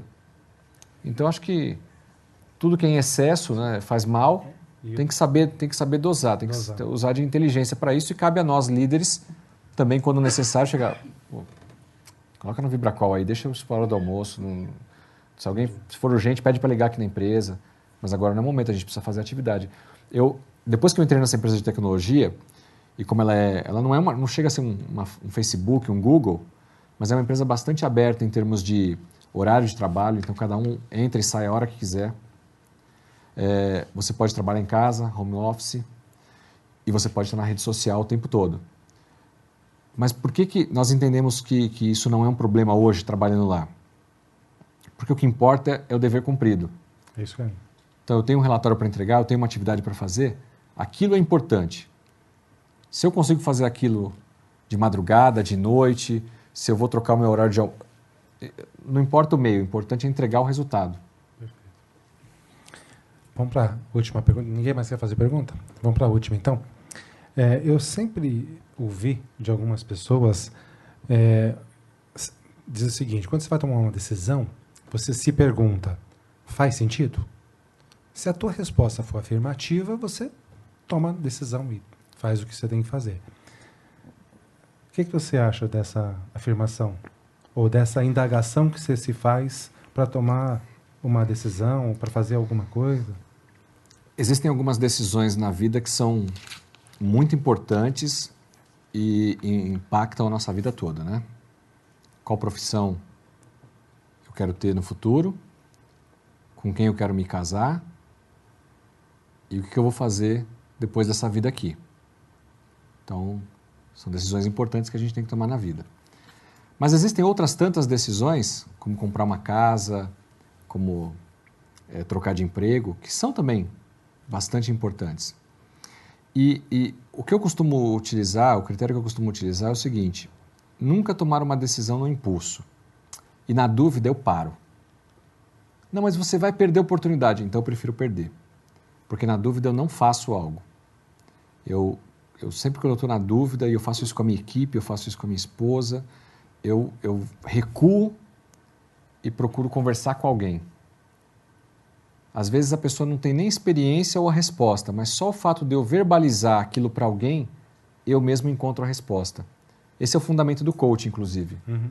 O coach nada mais é do que uma pessoa que faz você obter as respostas, porque nós temos as respostas para os nossos problemas. É que muitas vezes a gente não quer conversar conosco mesmo. E às vezes falando, a pessoa fala assim, eu só precisava de um ombro amigo, não é isso? Não é dinheiro, não é nada, é isso mesmo, só me escuta. Aí eu desabafo, o nível de estresse já diminui ali, já sei o que eu vou fazer. E aí eu sigo um caminho. Okay. Mas no impulso, não tome decisão. Ok, em nome da entidade, agradeço bastante, Marcelo, a tua apresentação. Adorei estar aqui, aprendi bastante de novo. Boa noite a todos e vou passar a palavra para o nosso mestre de cerimônia novamente. Só para agradecer, então, o nosso público virtual que esteve conosco até agora, né, acompanhando das regionais, muito obrigado pela presença de vocês. Agradecer aos departamentos que tornam possível os trabalhos desta casa, que é Infraestrutura, Tecnologia e Unisescom. E, claro, agradecer vocês que nos acompanharam até este horário. A todos uma boa noite e até uma próxima oportunidade. Muito obrigado.